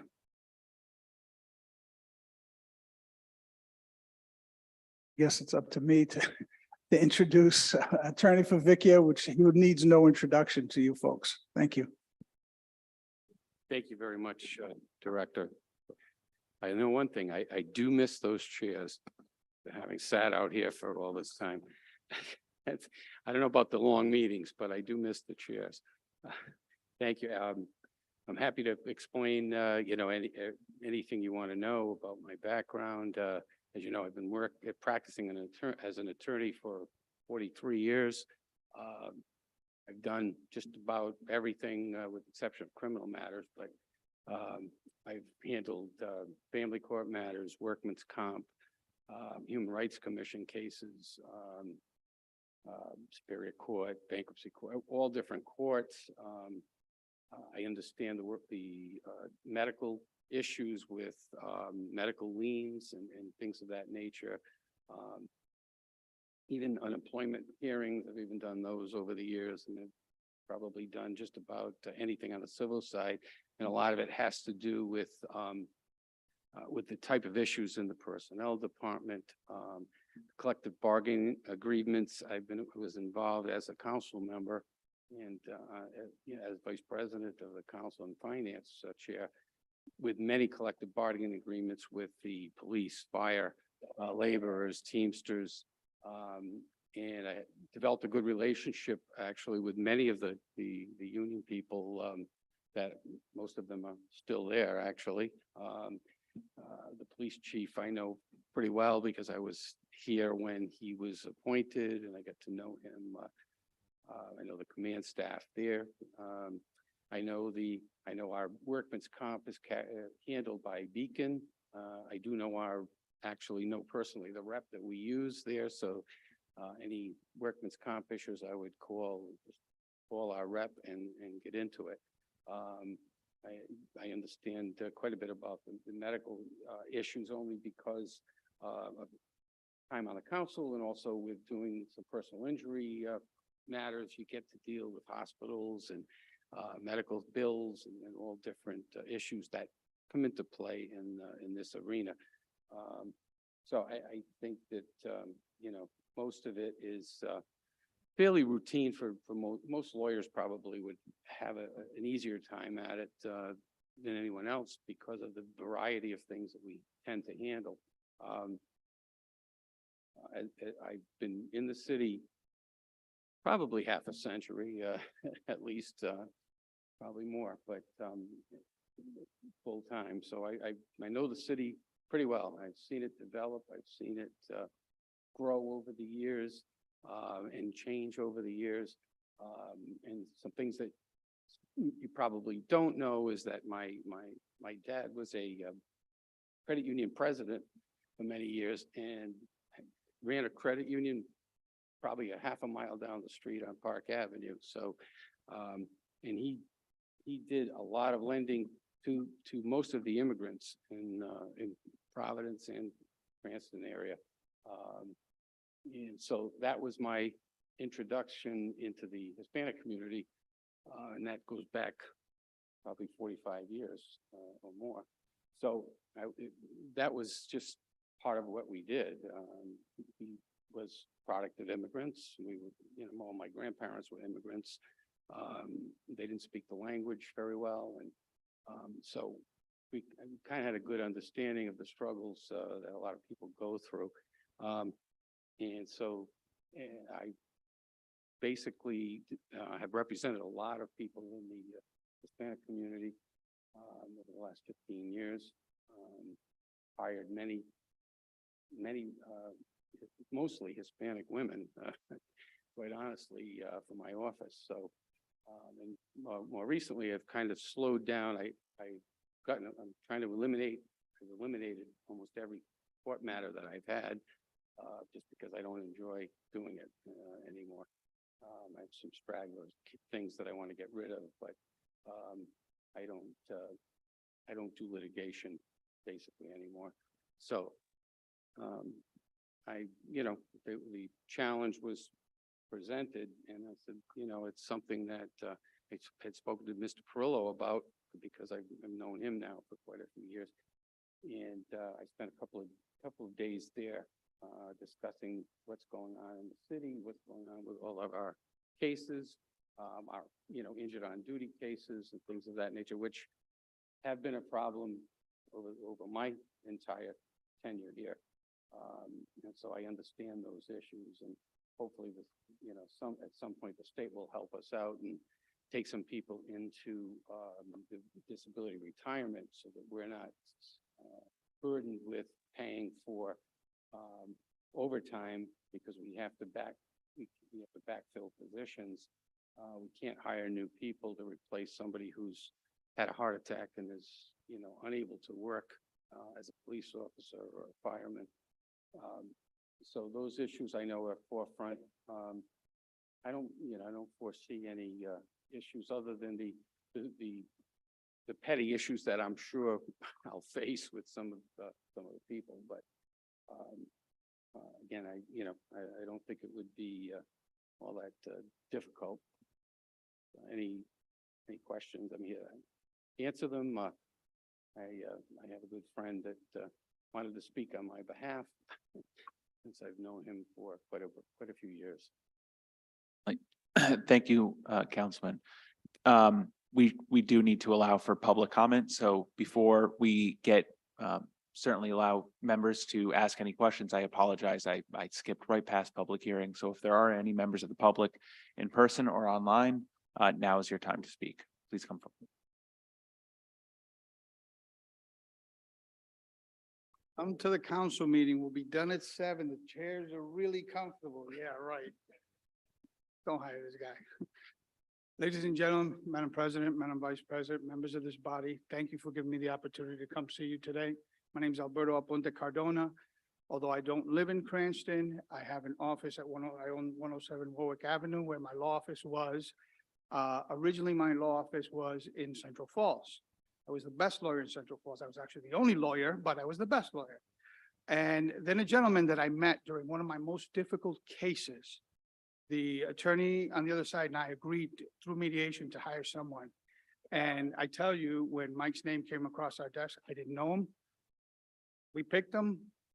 And as soon as we picked him, I handed my paralegal the file and said, get this ready for trial because there's no way it's going to settle. 2 days later, it settled. And Mike got the settlement. And not only did he settle it, he took money out of his pocket to bring the parties together. When I met with my client, who only spoke Spanish, by the way, I wanted to make sure that she understood what it was that she was agreeing to. And I wanted to make sure that the translator that she was speaking with was clear with the attorney what her position was. And she said, there was no translator. The attorney spoke to me in Spanish. I didn't know that about him. I got to know him and we became great friends, close to 20 years. I've seen Mike really do a lot of things. The gentleman representing the mayor said a lot of things about Mike, which are absolutely true. The gentleman has a great heart. He's very committed to his work. We've become friends. His Spanish is a little bit better than mine, but it comes from years of practice. I've been in a lot of different places with Mike where people will come up to us to talk and they remember when his dad lent their family money so that they can start a business when banks in this city and in the state were not lending immigrants money. This is the kind of family he comes from. This is the kind of person he is. He understands difficult issues. He understands how to deal with those legal issues, but more importantly, he listens. He listens to folks, and I see him because after he dragged me down to Cranston, and I have my office here, one of the caveats was that he had to share space in that office.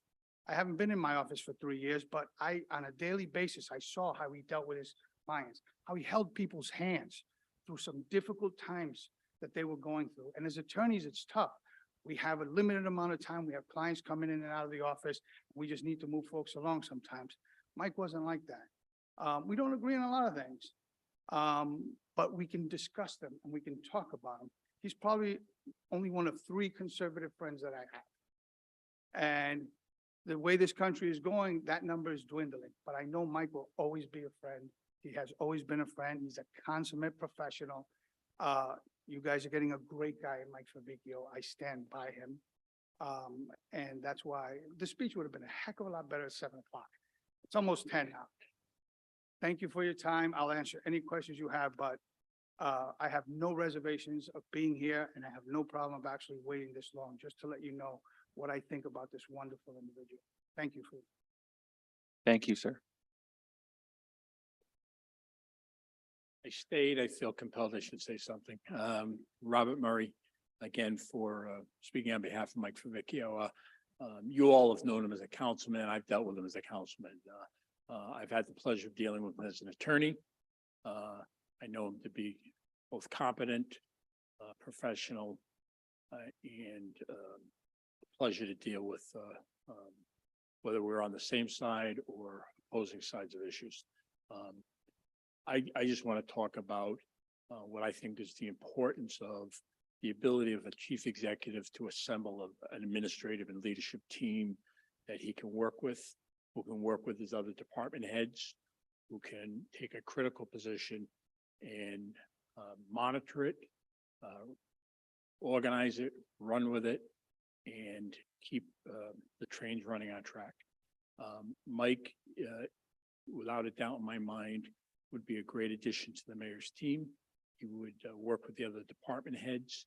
He would protect the city's interests, and he would balance that with fairness and objectivity with employee rights. He would look at the bargaining units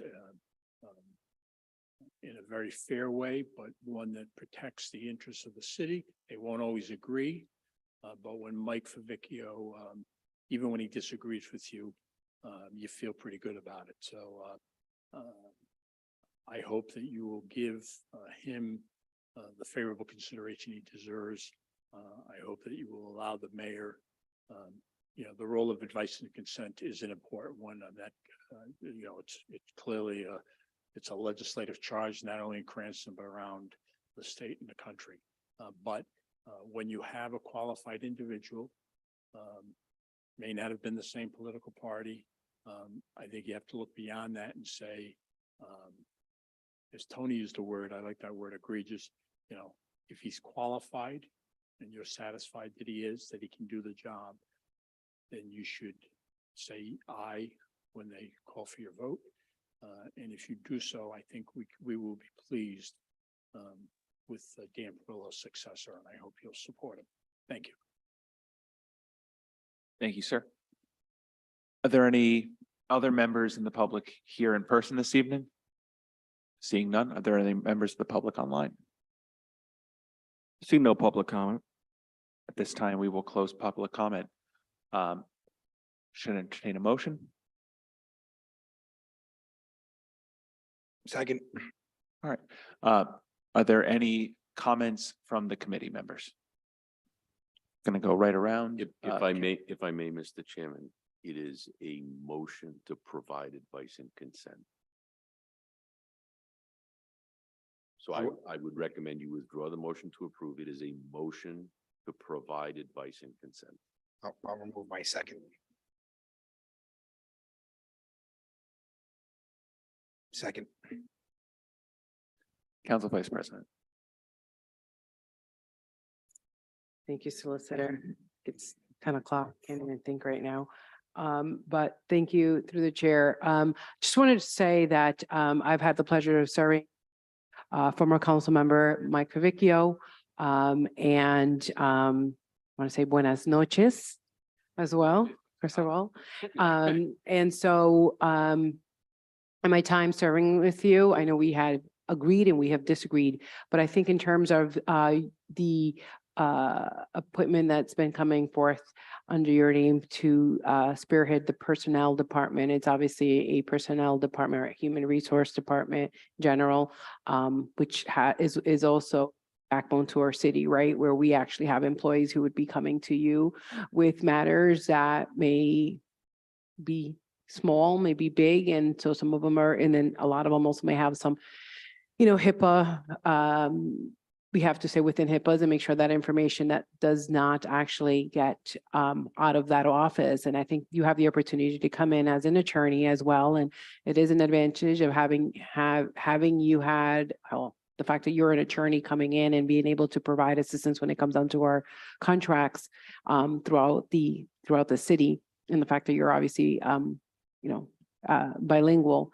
And I think this is an opportunity for you as well to do a lot of professional development and have a lot of staff retention as well in our city, and be able to do just shake things up a little bit for the better of our city, whether it's also human resource platforms, timesheets, anything along those lines that are very antiquated. And I think this is an opportunity for you to come in and really demonstrate your background, not only in as legal, but also and hopefully in management as well, for a staff of, I think it's like possibly 2 or so that are coming into that office. And so I do support the nomination that's coming before us this evening. If it gets approved this evening, the best of luck. And I look forward to really working with you, particularly when we have any personnel questions as well throughout the city council, and hope to work with you as you come in and provide us with any questions that we may have as a council, whether it's at a council meeting or through a phone call or an email. So thank you. Thank you. Councilman Paplaskas. Thank you, Chair. I don't really get a lot excited about advice and consent, but this one I absolutely did. I've known Mike Favicchio for probably 11 years now, and I really wanted to make sure I was here for this vote tonight. This morning, I was in Niagara Falls with my family, cut my vacation short, broke down on the New York Thruway, found a shop, got the radiator fixed in the car to make sure I was here tonight, because this is such an important vote for not only for the city, but for the employees of the city to have a personnel director and you in there as that head of human resources, Mike. We all heard his soft-spoken demeanor. We know his soft-spoken demeanor. And if I was an employee of the city and I had an issue, I would feel comfortable coming to you with that issue and trying to resolve it. So I know you're gonna hit home runs in this role. I certainly support your advice and consent. And, you know, if you get through tonight, I wish you the best of luck and I look forward to all the success that you'll do in that role. Thank you for continuing to strive and help the city of Cranston. Thank you for interrupting your trip too. That's quite a sacrifice. There any other members of the committee? Council President. Sure, thank you. I think Mr. Favicchio, if the mic works for me. I appreciate your background. I know your background as a lawyer, and as a council person, as a lawyer, we've had some cases over the years together. It was one in particular I can think of. And as a council member, I saw you in that role over the years. This role is different, as you know, and I discussed briefly with you. You know that your role here, if this happens to be as personnel director, would mean that you would be working in that capacity, and you wouldn't be doing the practice of law. You wouldn't be the solicitor. You would be using your knowledge and experience, but in that role as personnel director. And I know you fully understand that and welcome that role. That's right. That's correct. Yep, yep. I wish you, luck in this role. If it turns out that is to be the case, and I hope that you will continue to have your impartiality in that role, because it's going to be needed in dealing with employees and the matters before you, and I hope that you will welcome that. Thanks. Thank you, Madam President. There any other members of the committee? Councilwoman Jermaine. Thank you, Chairman. Good evening. Evening. So I want to mention that I really like your background, and as a lawyer to come into this position, although we serve a little bit for a few months when I came into the council, but I think you love Cranston and you will put your knowledge, your expertise for the greater good for the people of Cranston. I have one question for you. Do you know you will be the chair of the Diversity Commission? Yes, I do. I spoke to Mr. Carrillo about that when we went over everything, all the duties and everything, and I read all of the manual basically that he gave me. Yes, I do. And I asked him, I said, have they met? And he said it hasn't met in quite a while. And I said, well, I kind of welcome that role, because I think, I've been working in the Hispanic community for so many years that I think it would be easy. And I've always had some ideas about how we can bring people in through we've got the Career and Technical School, which is a great school, to bring people in to do maybe police and fire. Saw a piece on the news tonight about a young man that was graduating on the high school or something, and he's already volunteering driving ambulances and wants to be an EMT. That's the kind of thing we need to promote to help because we have the programs available for kids in both at CCRI and in our Career and Technical School. I think it's one place I would start, to try to get young people interested in working for the city. It'd be a great thing, I think. So I did know that was part of the role, and I kind of enjoyed the idea that I might be able to help in that regard. Okay, so I'm glad you know already, but we did, so you already have some ideas on how to move this commission forward for the benefit of all residents in Cranston. So I'm glad you already know. So I will be available if you need any help in that capacity, because I would like to see the diversity and inclusion. When we talk about diversity and inclusion, it's not only we have Asian, Native American, Black, Latinos, and we have people who are identify our multiple races. And also we have elderlies, we have LGBTQ population. So the diversity encompasses a lot of layers. It's not only about race, right? So I would like, so if you need any help, so I would be glad to work with you to organize some activities around diversity, like April is Diversity Month. So if something, I know we have some money from last year. So if there's something you can work together to organize around Diversity Month, I will be glad to do that. So I wish you good luck and I will be supporting your nomination. Thank you very much. Are there any other comments from the committee? I'll mention, we served one term together, right? So just one, yeah, one. And it feels longer. And I feel like we might have disagreed more than anyone else on the council at that time, I think, in terms of political ideology.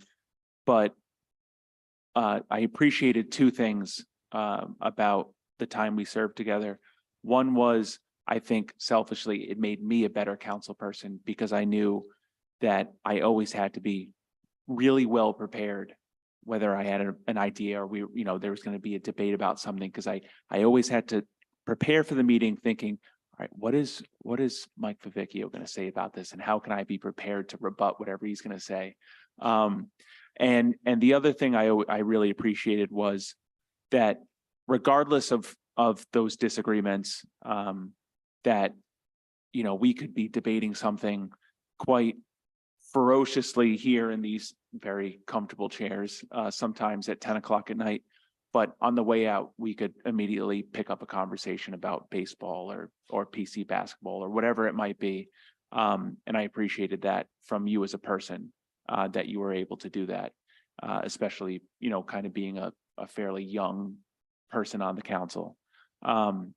So I appreciate that. I think you bring a tremendous breadth of experience, and I wish you nothing but success in the role. Thank you very much. Yeah, no, we always would be cordial after a meeting. I used to play basketball with Councilman Stikos. We may have argued on the council, but we were friends off the, away from the this area. So that's the way it should be. I mean, you should be able to argue about something, but then shake hands and go out and have a beer, or you need to put it all in perspective. I think that's the biggest thing we need to do. But and a lot of times, when we disagreed, it was not because of the goal, but the way to get there, or the procedures. So I'm maybe too much in tune with the procedural norms and things, especially with privacy things. I was always wanting to go into executive session because I didn't want to talk about personnel matters or other matters. So I am well aware of those things, but yet we still run into each other and enjoy talking. And so, thank you. Thank you. At this time, seeing no other comment from the committee, clerk, please take a roll. Councilman Donegan, Council Vice President Vargas, Councilwoman Jermaine, Yes. Councilman Campiano, Yes. Councilman Paplaskas. Yes. Council President Marino. Yes. Thank you. Yeah. Don't you have to do it as a full council meeting as well? Seeing no other business before this special finance committee meeting, we'll entertain a motion to adjourn. Second. Any discussion? Seeing none, all in favor, say aye. Aye.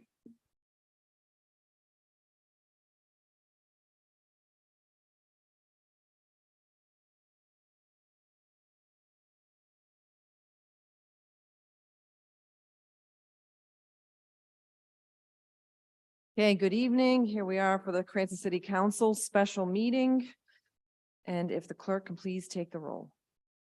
Councilman Ferry, Councilwoman Mazzulli, Present. Councilwoman Jermaine, Yes. Councilman present. Donegan, Councilman Campiano, Councilman Paplaskas, Present. Councilman Riley, Here. Council Vice President Vargas. Present. Council President. Present. First up this evening, we have the advice and consent on the mayor's appointment of Michael Favicchio as Personnel Director. Seems like this was ages ago. Motion to approve. Second, No, Still do it the no right way. motion. I Do we need withdraw. to tell you, or you got it? Let's withdraw what you just stated. Motion to provide advice and consent on the mayor's appointment of Michael Favicchio as Personnel Director. Second, We're good. Okay, any any discussion? Councilwoman Renzulli. Thank you. I will be brief. I'm not part of the finance committee, so I couldn't comment then. But I want to say that I do know Mr. Favicchio in a personal capacity since I was probably 8 years old, and in a professional capacity as a council person and an attorney. And I'll say that municipal officials need to know more about personnel law more now than ever. With new civil rights laws, regulations, and court decisions, municipalities really needs to concentrate on this. So as oftentimes Council President Marino, who's also an attorney, is very cognizant of people's legal profession and how that provides them kind of an edge. I think in this case, that is very, very true. And I feel very comfortable with Mr. Favicchio leading the personnel department with standards of employee conduct, record retention, discrimination law, and all the various federal laws, including the Fair Standards Act, the Fair Labor Standards Act. So I just want to say thank you for taking this opportunity. As Director Moretti said, it's probably not the highest paying job ever. So I know that you want to do it so that you can do the right thing for the city. And I appreciate you taking this. Thank you. Thank you, Councilmember Renzulli. I remember you running track, so it's been a while. It's been a long time. And I want to thank my good friend, Judge Cardona, for coming and waiting 4 hours with me, 3 hours. Any other members of the council on discussion? Yep. There being none, clerk, please take the roll. Councilwoman Renzulli, Yes. Councilwoman Jermaine, Yes. Councilman Donegan, Councilman Campiano. Yeah. Councilman Paplaskas. yes. Councilman Riley. Yes. Council Vice President Vargas. Yes. Council President Marino. Yes, congratulations and welcome again, Mr. Favicchio. Thank you very much.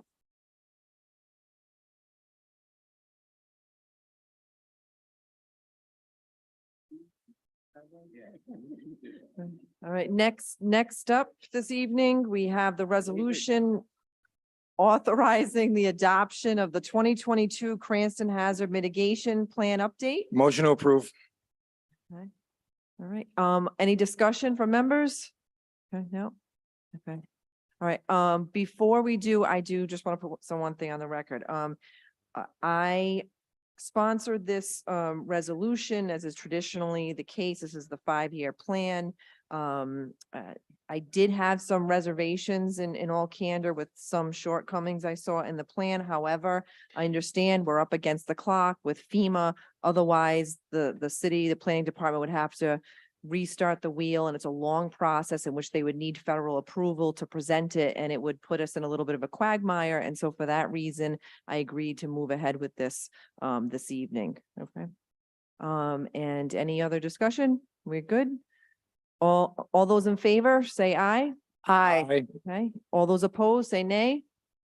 Okay, the ayes have it. All right.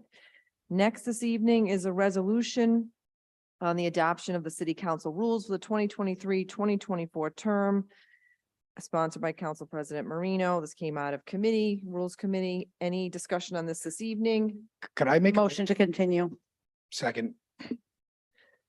All right, any discussion on the motion to continue? Nope. Councilwoman Renzulli? I just want to say my reason for the motion to continue. I'd like all council members to be present for this. I know that Councilman Ferry had to leave. And I think that we should wait for everyone to go through these because it does affect all of us. Yeah. Thank you. This was on the agenda. He didn't tell me that he had to leave. So this was on the agenda. We all knew about it. We're a quarter into the term. Amendments, can be presented if someone has an issue or discussion. So I want to move ahead this evening. We didn't go through all this effort of putting it on the docket just to continue it. So any other discussion on the rules? Yeah. I have about 10 amendments. Okay, well, we got the motion to continue first. You still, if I'll take the roll on the motion to continue. Okay, Rosalba, if you can take the roll? Councilwoman Rizuli, Yes. Councilwoman Jermaine, Yes. Councilman Donegan, No. Councilman Campiano. Yes. Councilman Paplaskas. Yes. Council Vice President Vargas, Council President Reno. No.